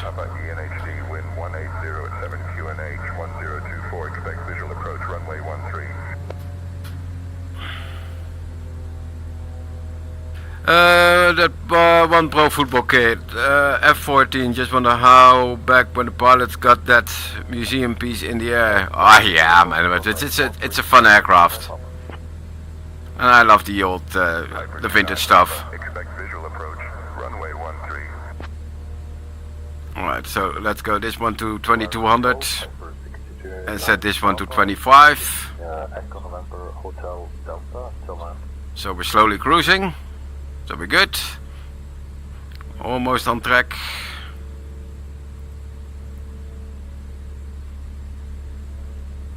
Oh, you didn't get the support package, so you're waiting for the release. Ah, that's correct. Yeah, I got the support package from Beyond ATC,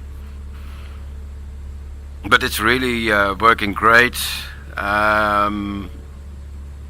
Yeah, it does work, but again, I really like it, and I think if you fly airliners, you're gonna fly IFR.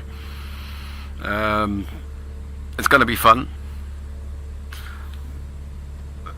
Look at the what's the heading doing? Flaps are up, gear are up. All right. think we got a lot of wind here. But when you're flying like I am doing now, beyond ATC is not working. Just not. It's not for me, because I like to do some VFR stuff. I like to do some IFR stuff, but I like to do VFR and then set up for an IFR approach, and that's what I can do with SayIntentions. I cannot do that with beyond ATC. And even in beyond ATC, if you say 120 decimal niner, it doesn't understand. It just comes back on I didn't get that. But you have to say 120 decimal 9 or 0.9. So not niner. They will say niner, but if you say niner, it doesn't understand you. It's been like that since day one, and they haven't changed it yet. So I'm not sure what's going on there. But I think if you fly airliners, you're gonna use beyond ATC. It's gonna be amazing. But the phraseology is all the same. You can say different things, it will understand you, because there's a little bit of AI going on in the background. But with SayIntentions, that's really amazing. So let's ask Janet a little bit about Norway, what we're flying. So Janet, we've been flying for about 5 minutes and you're awfully quiet. Can you tell us something about what we are overflying now?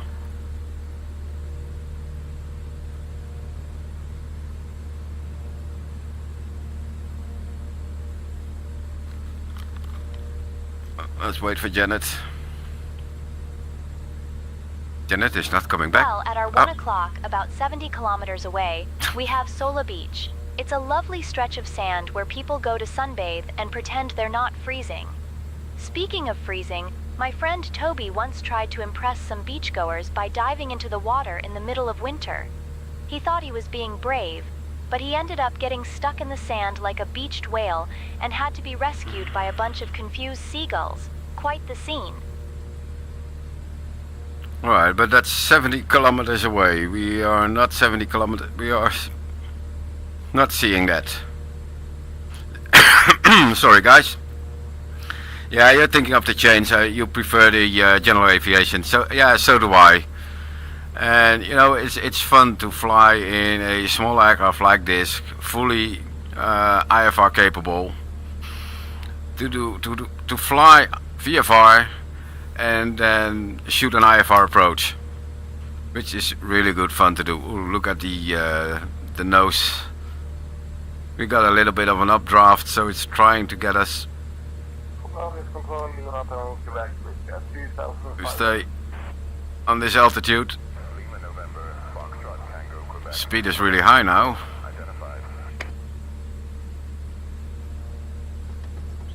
I'm gonna lean the engine a little bit.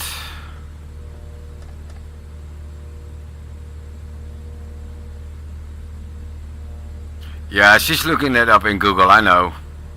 That's and then they make a story out of it. Yeah, that's what she's doing.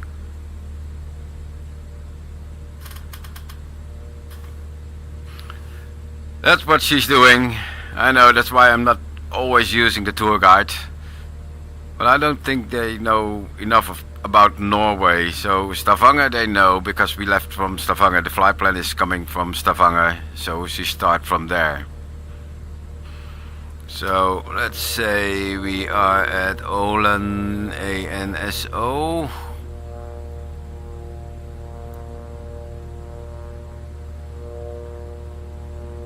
Yeah, that's start. Alright.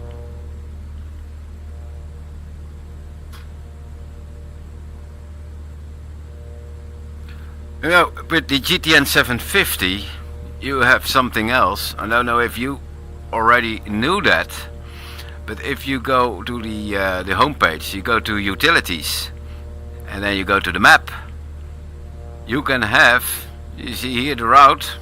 I can zoom in. So now I got a IFR map, but I can also change this one to the Bing Map satellite, and I got my my route in here. So I got the whole flight plan in there. I can also change this one to Navigraph VFR day, and then come back in here. So I'm gonna center the aircraft. That's where we are. I'm gonna zoom in, and I got everything for VFR flight and all the airspaces that you're in with the altitude restrictions, which is awesome. Alright, Pro Football Kid, see you later, and enjoy your dinner. Thanks for joining, man. Thanks, see you later. But that is one way to go, but you cannot choose anything else here on this map from as from the main map, but you have everything in here, which is brilliant.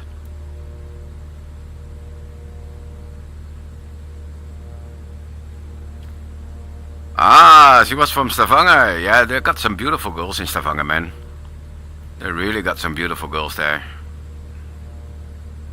It's I love it. Spent quite a long time in there in Stavanger. Spent a lot of money on beer. But that was when I was in the Air Force. So that was fun.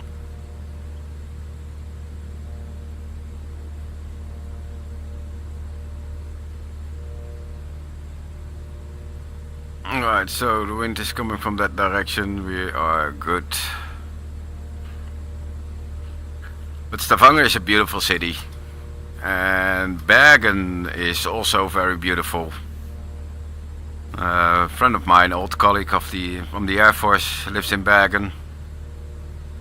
Not sure if she still lives there, but that was great. And I did a holiday trip. I started in Oslo, or was it Oslo? I think we started there. No, we started in, I think it was Stavanger. Yeah, I think we started in Stavanger, and we went from Stavanger all the way up to Trondheim, and then that was via the coast and the fjords, and then on the way back we went inland via Lillehammer, where the Winter Olympics were a long time ago, back to Oslo, and from Oslo we took the ferry back to Denmark, and then we drove back to the Netherlands. And that was a very nice trip, very beautiful. The countryside of Norway is so beautiful. You got waterfalls everywhere, like you see here. There's waterfalls everywhere. This is such a beautiful area. I really love this. So, Millie, what are the most famous waterfalls in Norway?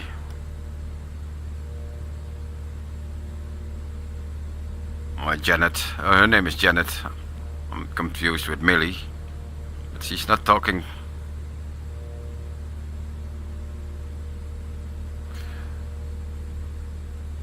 So Janet is using Google again. Janet, what are the most famous waterfalls here in Norway?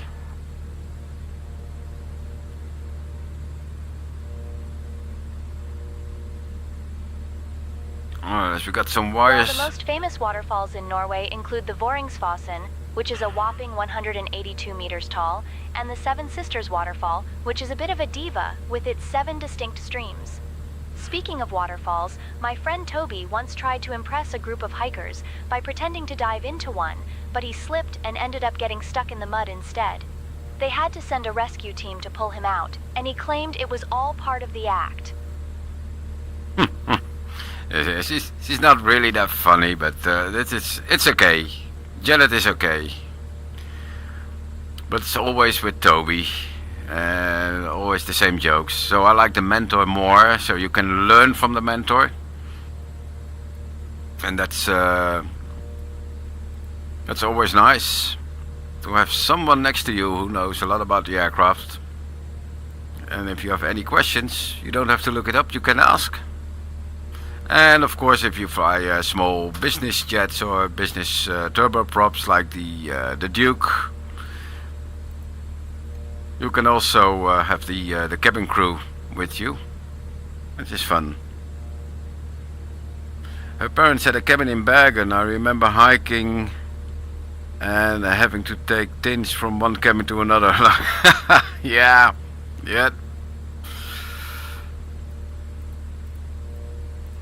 But the hiking is fun in there, and the cabins are clean and everything is. I really love it there, out here. It's beautiful. It's clean, and you know you can park your car along on the side of the road, hike your way to your mountain cabin, stay there for the weekend, come back to your car, and your car is still there with everything in it.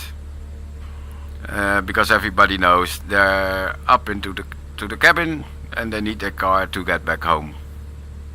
It's really, I really love it. It's such a cool country.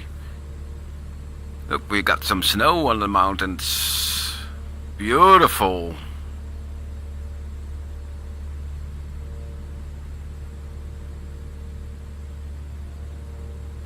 So flying here in Norway, and especially when you follow all these fjords, you have to take very special attention to all the wires that are hanging over the fjords. 4 Papa Delta, contact Polaris Control on 124.575, transponder 7000, what care.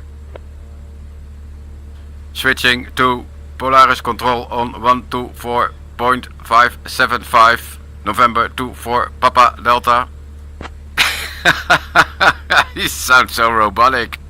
I think I'll just do a little bit of robotic voice back. Alright, 124.575.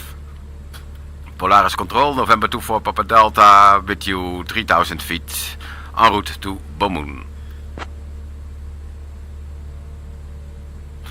What did I fly in the Air Force? Well, I was a loadmaster on... November 24, Papa Delta, Polaris Control. Say again your destination airport.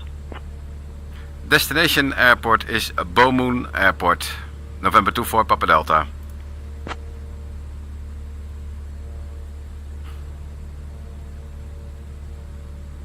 And Polaris Control, destination Echo November Bravo Mike. Destination airport Bømoen Airport acknowledged.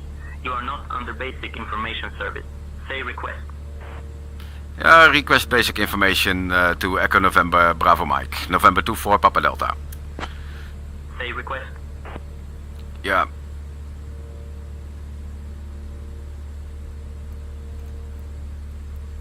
Alright, let's follow this this one. For Papa Delta, basic information for ENBM. Runway 9er is in use. Winds are calm. QNH setting is 1022. No significant weather reported. Report any further requests. Wilco, November 24 Papa Delta. Alright, so what did I fly in the Air Force? Well, I started as a helicopter mechanic. Stored information service. Go ahead.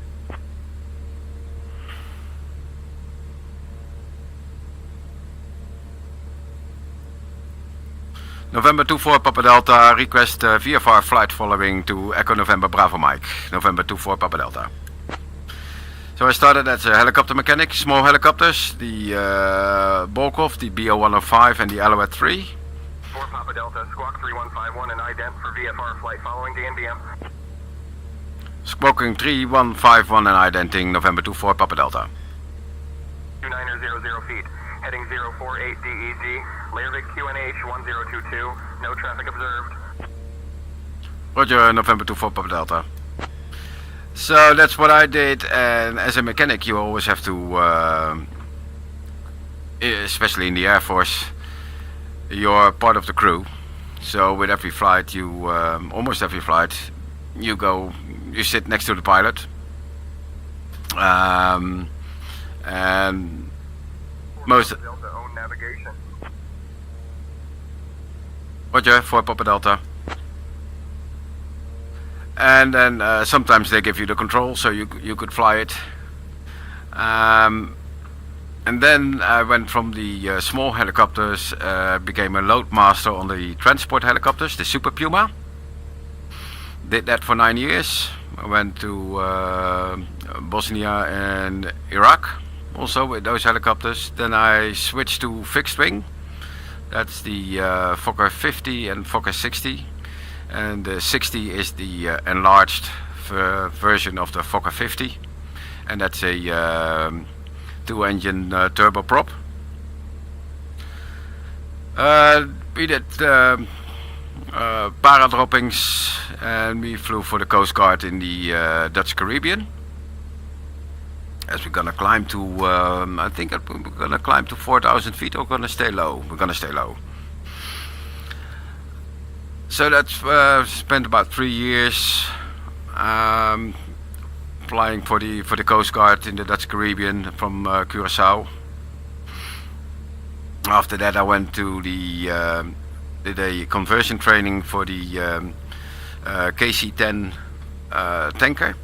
So for refueling, air-to-air refueling with the KC-10 or the KDC-10 as we have in the Netherlands, and now they have the a different aircraft. Let's see, and after that I also did fly a couple of years on the C-130 Hercules as a load master. And then after 20 years I thought it was time to go. So I'm now a full-time real estate photographer. So I do real estate photography, and flight simming is now my hobby. So first flying was my work, and photography was my hobby, and now I changed it, and now is photography is my work and flight simming is the hobby. Hope that answers your question. So that's what I did during my Air Force time. We did a lot of things, especially with the helicopters. Let me get the heading off. I'm gonna autopilot off. I'm just gonna fly it by hand, which is much more fun. So with the helicopters we also did training with the Royal Air Force, as in tactical training, how to do tactical flights when you're attacked by a fighter jet or engaged by a fighter jet. And as part of that training, we were allowed to sit in the back seat of a Hawk T1 trainer from the Royal Air Force, and that was fun. So we did about I think it was an hour, 1.5 hour flight in Scotland. We flew low level over Loch Ness, very high up. I even got to fly the Hawk myself for a while. Did some rolls and loops, and then the pilot guided me back to Lucas Air Base to set up for the landing, and he did the landing. So that was really fun to fly a jet,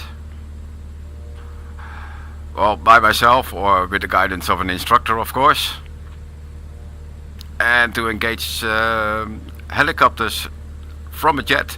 That was so much fun.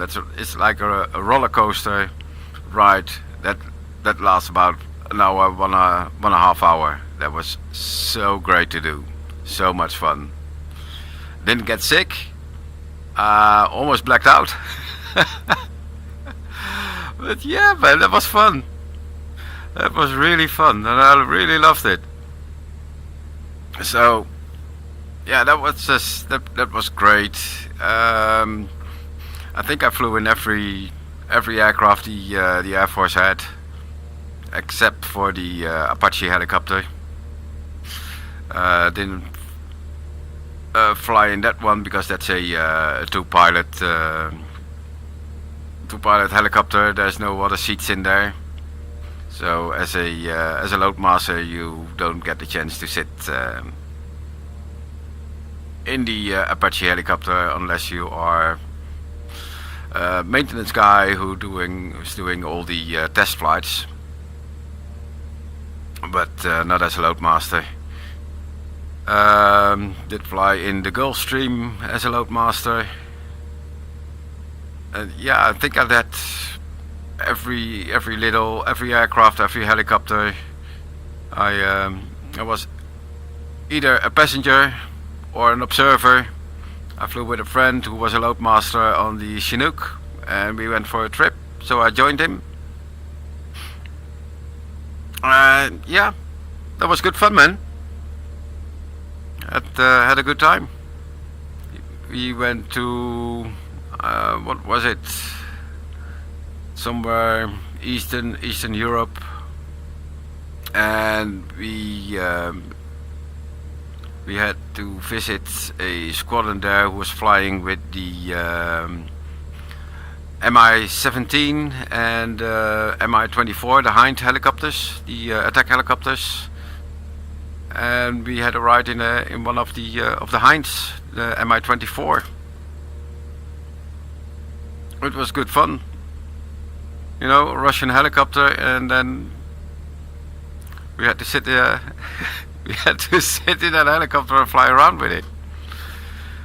That was fun. So yeah, we had a good time. Some very special moments. And sometimes I fly the routes we've flown in Bosnia. I just take a helicopter and fly the same routes that we did years ago. And if you go into the sim, it looks exactly like that.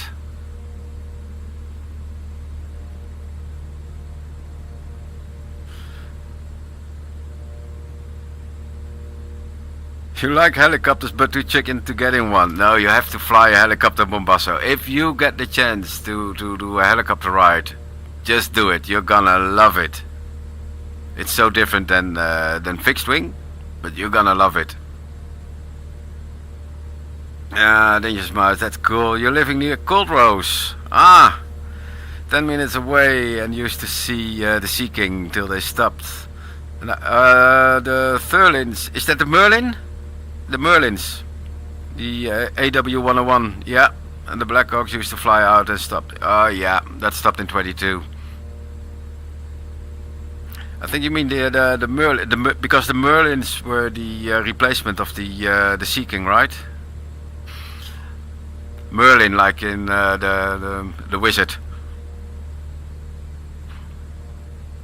Yeah, those are great. The Merlins are great. But some stories about the Merlin when they did the weight and balance. Not everything was really good. Same with the Super Puma that we got. Once we got it, it was bought by our government as a transport helicopter for military troops, and you could put 24 troops in the cabin, in the back of the helicopter. But once these military troops bring a backpack or the 110mm mortars, you could only take about 10 or up to 16 people with you. Not more, because, well, you have to stow their backpack somewhere, and you are limited by your weight. So if we took 24 of them with us, we would exceed our maximum takeoff weight. So the only option then is or leave out a lot of fuel, but then again you can't fly them for an hour to their location. So that's not an option. if it's getting too hot, you don't have the performance to carry those troops. And if you lose an engine, you don't have any single engine performance to carry those troops, and you'll be you'll be doomed. I think that was a similar thing with the Merlin as well. So, you're looking to start glider lessons next summer. That's awesome, man. Awesome. Yeah, gliding. If you're good at gliding, you can land every airplane. We had some pilots in the Air Force. They started with gliders. They've done gliding since they were kids, and they were the ones that were making the smoothest landings all the time, because they knew how to precisely get the airplane down and land it as smooth as possible. They were using the aerodynamics of the aircraft really good. They knew what they're doing, and once you get that, you can land every aircraft. If it's a GA or a 747, you're going to use the aerodynamics of the aircraft and glide it in. You flew in a Black Hawk, and that was crazy fun, but I'll stick to fixed wing. Working on the instrument rating right now. Yeah, that's great. Instrument rating is gonna be awesome. What's this point over there? Look at that pass over there. We're going in there, and let's see that mountain pass there. Look at the hairpins. Wow. I haven't heard Janet for a long time. So Janet, can you tell us where we are now?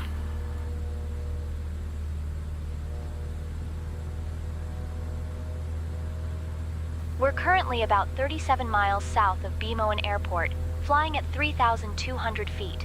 If you look out to our 1 o'clock position, you might catch a glimpse of some lovely Norwegian scenery. Yeah, okay. So she doesn't know anything about Norway, I think.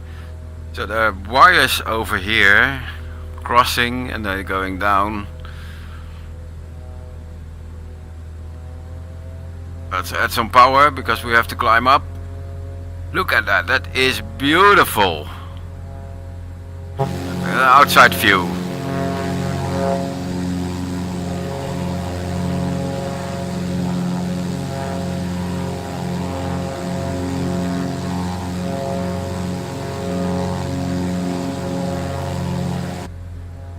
Wow.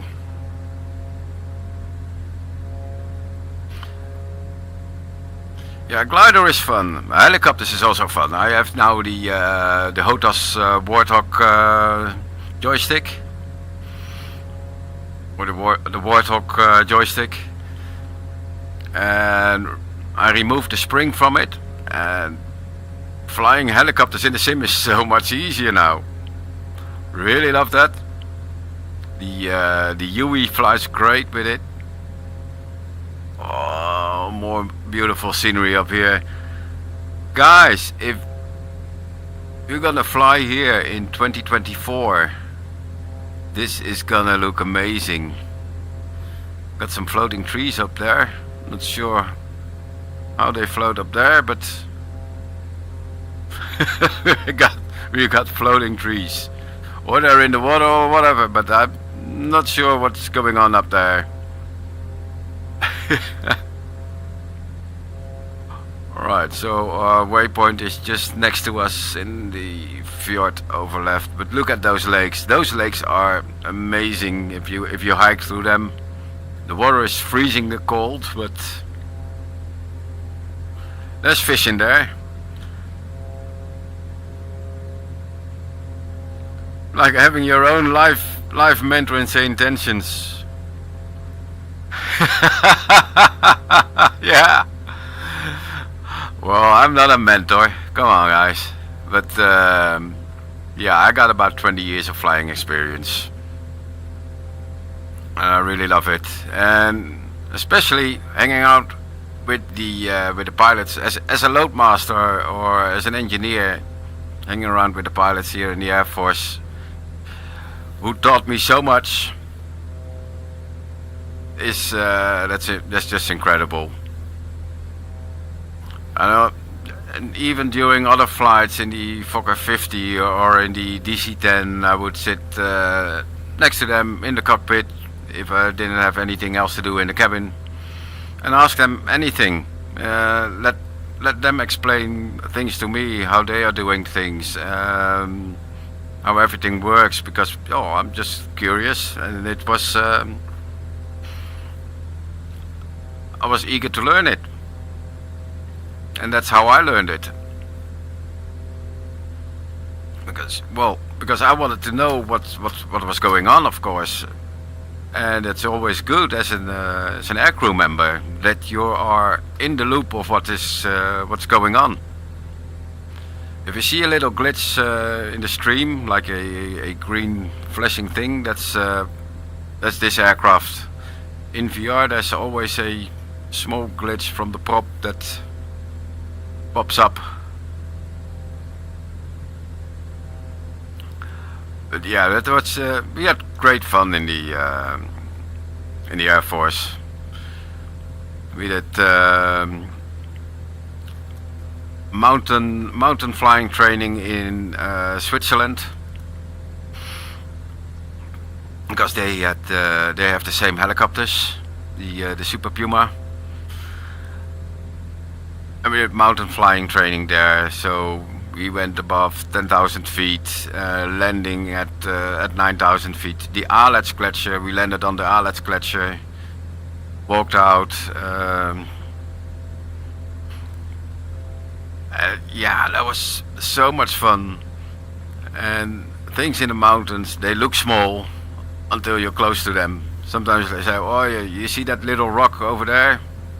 And you land next to it, and it's a giant rock just next to you, like a building of 40 stories high. It's like, wow.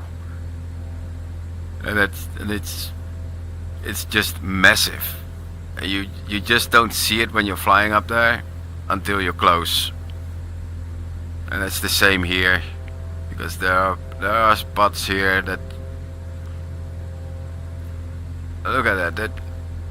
This looks like that you can land on that spot over there if you have a STOL aircraft. Look, there's a waterfall. Whoa. Let's see how that's rendered in here.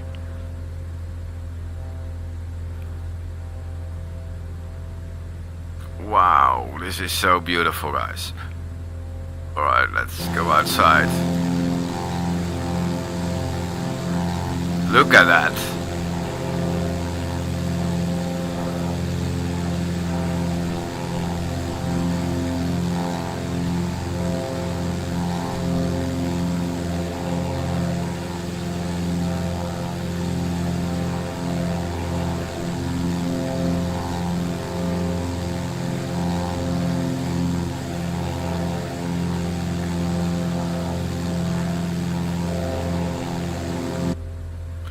Can you believe it, how good this will look when we are in Flysim 2024? This is gonna be fabulous. Even now in 2020 it looks great. And I'm not using the latest Bing maps or whatever, the Google enhancement or the Bing map enhancement mod. This is just basic vanilla Microsoft 2020.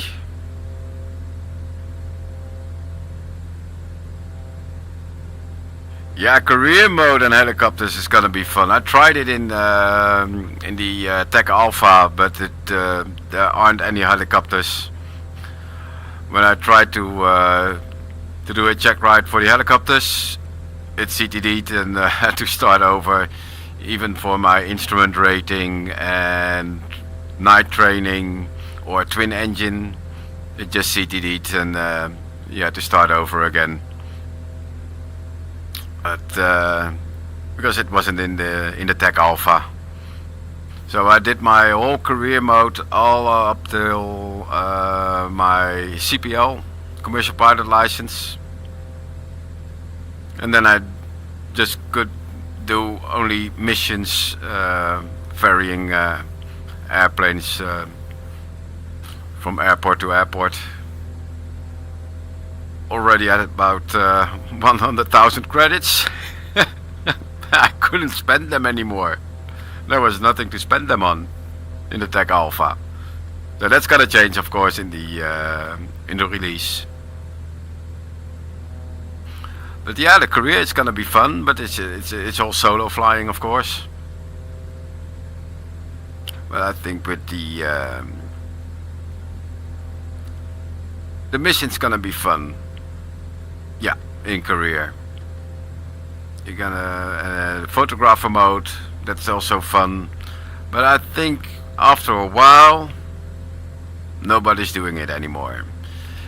I think it's like the same with when we had the Reno air races in the sim. At first some people did them, and then nobody did them anymore. I think the main thing is still free flight. People who fly airliners, who want to do the regular flights. GA is gonna be amazing. VFR flying is gonna be amazing. I wish the ATC was like SayIntentions, but that's not gonna happen. But SayIntentions is gonna work in 2024. So I'm gonna stick with SayIntentions. That's for me. That's the best way to fly. Really love that. And the voices with SayIntentions are really great. I tried the ATC in the Tech Alpha, but then again it was again opening a menu and choosing something. The voice chat, that's gonna be awesome for group flights. Oh, you didn't need an invite, Danger Mouse. You didn't need an invite. What you had to do is go into the Xbox Insider Hub or app, and there's previews, and there was the Tech Alpha preview for Flysim 2024. You apply there, and then it switched to pending. And after pending, after a while, it switched to show on market or in the store, Microsoft Store. You go to the Microsoft Store, you had to download the 9 GB Tech Alpha, and you're good to go. You didn't need an invite. You just had to go to the like with every beta build. Go to the Insider Hub, Xbox Insider, and then join the beta, or in this case it was the Tech Alpha. So you didn't need an invite. A lot of people were waiting for the email and they didn't get an email. You didn't need an email. The email was for a very special group that was selected to test it, and they had to test different stuff in the Tech Alpha, which they weren't allowed. They had to sign an NDA to stream about it. But the rest of us, we could join that one and do the server stress test for all the data that they were streaming. Well, I have a 3080. I got the i7-117K processor. I got 32 GB of RAM. I'm always flying in VR. On my system, 2024, I could run it in 2D mode. Everything in Ultra, everything. Even changed the shadows to 4K to see if it worked, and it worked. and I had everything on ultra. If I can have everything on ultra and have about, I think about 60 or 70 FPS, sometimes I had about 90 FPS, I think we'll be good in VR. But because even now in VR, if I'm gonna change this one, I'm gonna show my FPS, it's 36. So if I go to advanced FPS, exit, so I got 35, and because I'm streaming, of course. No, so that's have to keep that in mind. Delta, Bømoen Airport at your 1 to 2 o'clock, 1 to 6 miles. Change to advisory frequency approved. Radar services terminated. Transponder 7000. Take care. Radar service terminated, squawking 7000 and switching to Bømoen Airport, November 24 Papa Delta. Thank you for the service. Bye bye and take care. So you see, CPU, GPU, VRAM 8.8. So that's quite a lot. Delta Roger. Transponder VFR. You can leave the frequency. Have a nice flight. So yeah, that was. So, and this is only on one core. Flight Limited 2024 will be on all processor cores.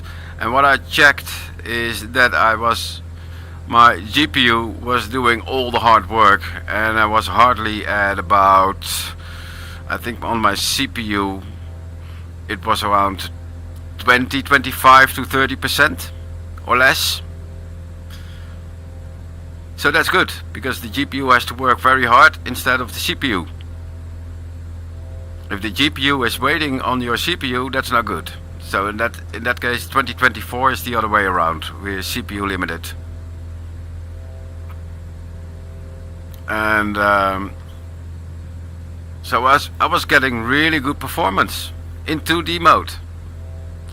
And I know if it's that good in 2D mode and everything on ultra, it's gonna look amazing when I have everything on high in VR. And with a 3080 you're good. You only need 64 gigabytes. If you are running everything on ultra, you're streaming on Twitch and on YouTube at the same time, or recording, you have voice on, you have all other apps open, Navigraph open, you're using the chat, I don't know what. Yeah, you're gonna need more gigabytes of RAM because all these other programs will use a lot of RAM. But for this, if you're just flying by yourself, not streaming, you're good. I'm getting 35 FPS now and I'm streaming in 4K. No, it's... So my GPU really has to work hard. My CPU has to work hard. And still it's good.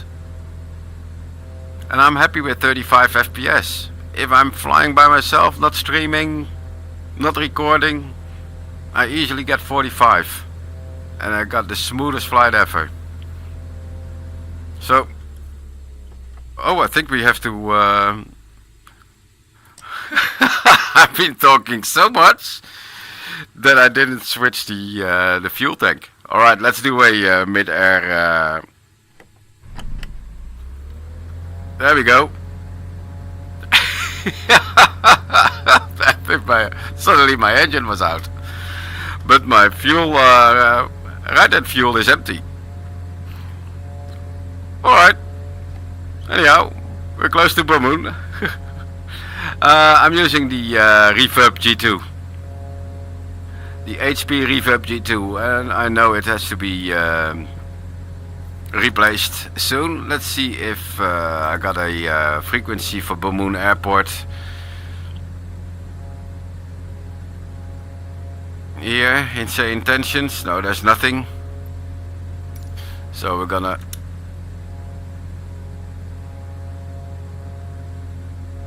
fly there. There's no charge, no Navigraph data, there's nothing for Bømoen. Let's see if I got something here on the tablet. The airport is coming close here. Oh, sorry. Yeah, that's Navigraph starting up. Then I got some stutters.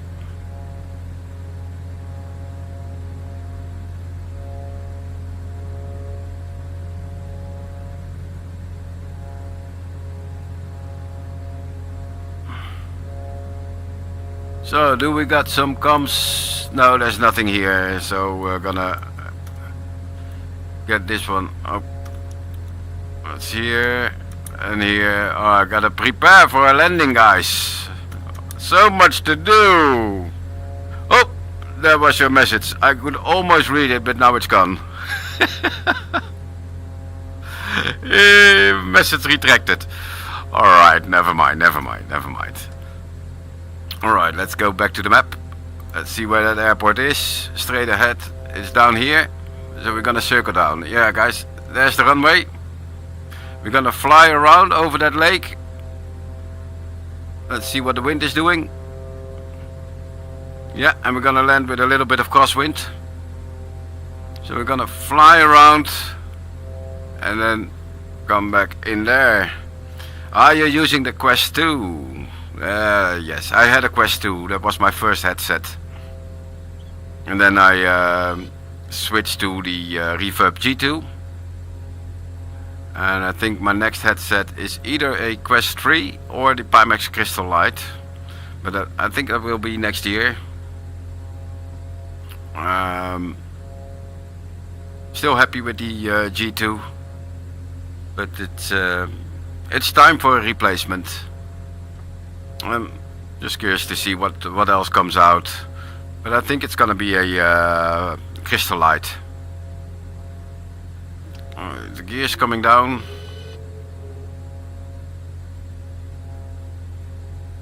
Prop full, mixture full.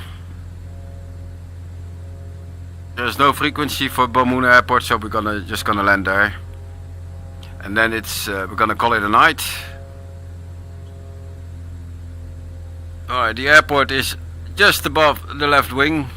Not sure if you can see it.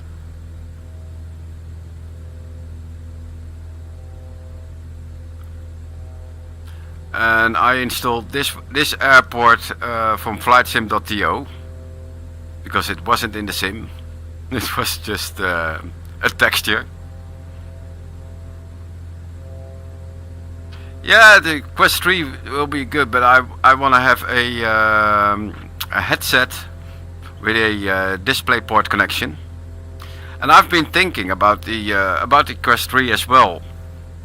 And the thing that I didn't like is, well, the Quest 3 is now a little bit cheaper because the Quest 3S is out. But still, it's around I think 450, something like that, around 500, because you only need the 128 gigabyte version. You don't need the heavy one, or the big one, because if you're gonna use it for the sim, you not need a 512 gigabyte version. So you take the cheapest Quest 3. The sound is terrible, or most of the time. You're gonna need an extra head strap, like an Elite strap or a Bobo head strap with speakers. An extra battery, otherwise after 2 hours the battery is empty. Or you have to use the cable and charge the battery while you're flying. Flaps first stage. Yeah, all in all, it's gonna cost you about 700-800 euros in total. In that case, I'll take the Pimax Crystal Light. It comes with speakers. It's not DMS, but they're pretty good speakers. It's comfortable to wear. It's got a headset. You don't need a battery, because it's always powered by the DisplayPort. And then finally you get the same price. So that's why I'm going for the crystal light. Alright, airport at our 2 o'clock. I'm gonna make a little bit of a steep turn. So we're final.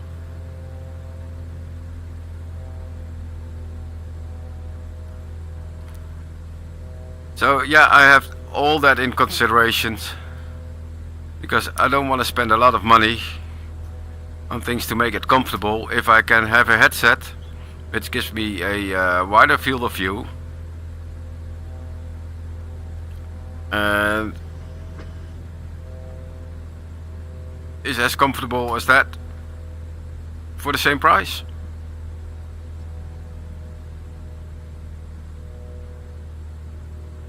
Alright, let's focus on the landing. Let's make this a good one. What's the wind? 3 knots coming from the left, so we're good. We're going full flaps.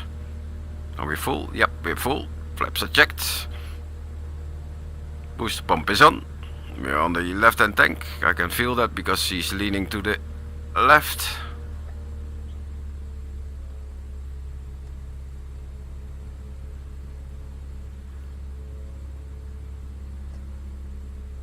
Runway, I don't know what's on there, 09, alright, there we go.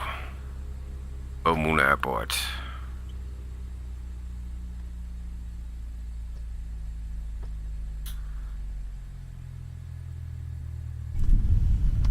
Smooth. She's got a double runway. Alright. So yeah, this is a Flysim.to field, and I think because in an update they came with this airport in an update, but it's only the runway and not the taxi tracks. And now I get a taxi track here. Go back in here. Looking strange here. Well, alright, we did it. Yeah, 400 pounds. Yeah, man, I'm making you think. Yeah, that's what but that was what I was thinking as well. 400 pounds. What's the cost of a an elite head strap? How much does that cost? You need a good headset with an extra battery, or with a battery holder. Yeah, because it comes with one battery, or no battery, so you need an extra battery. Just add all those costs together. You're gonna see, it's gonna cost you a lot of money, man. It's gonna cost you a lot of money, I'm sure. Let's open the doors. Let's get rid of our passengers, because we don't want to have the passengers here. Alright. Yeah, I know, there's empty. And Jody is out. Alright. So, yeah. All those extras. A link cable. You can buy the cheaper one for about, I think, £30. From AliExpress or somewhere else, or Amazon. There are cheaper ones, because you don't need the official link cable from Meta. That one is way too expensive.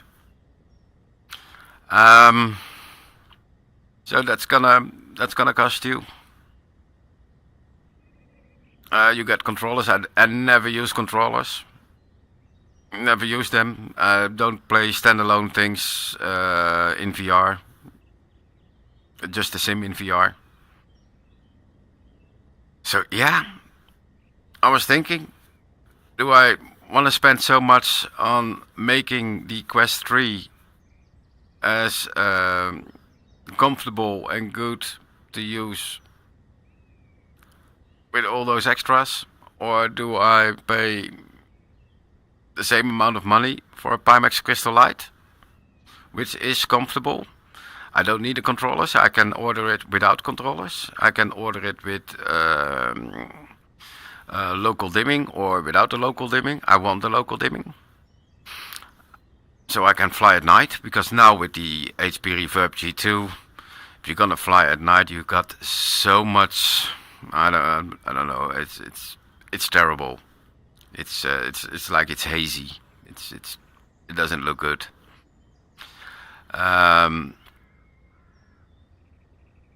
Yeah. So I'm thinking that's the easy way. Spend 700, 800 euros for a good headset with local dimming, with good sound, comfortable head strap,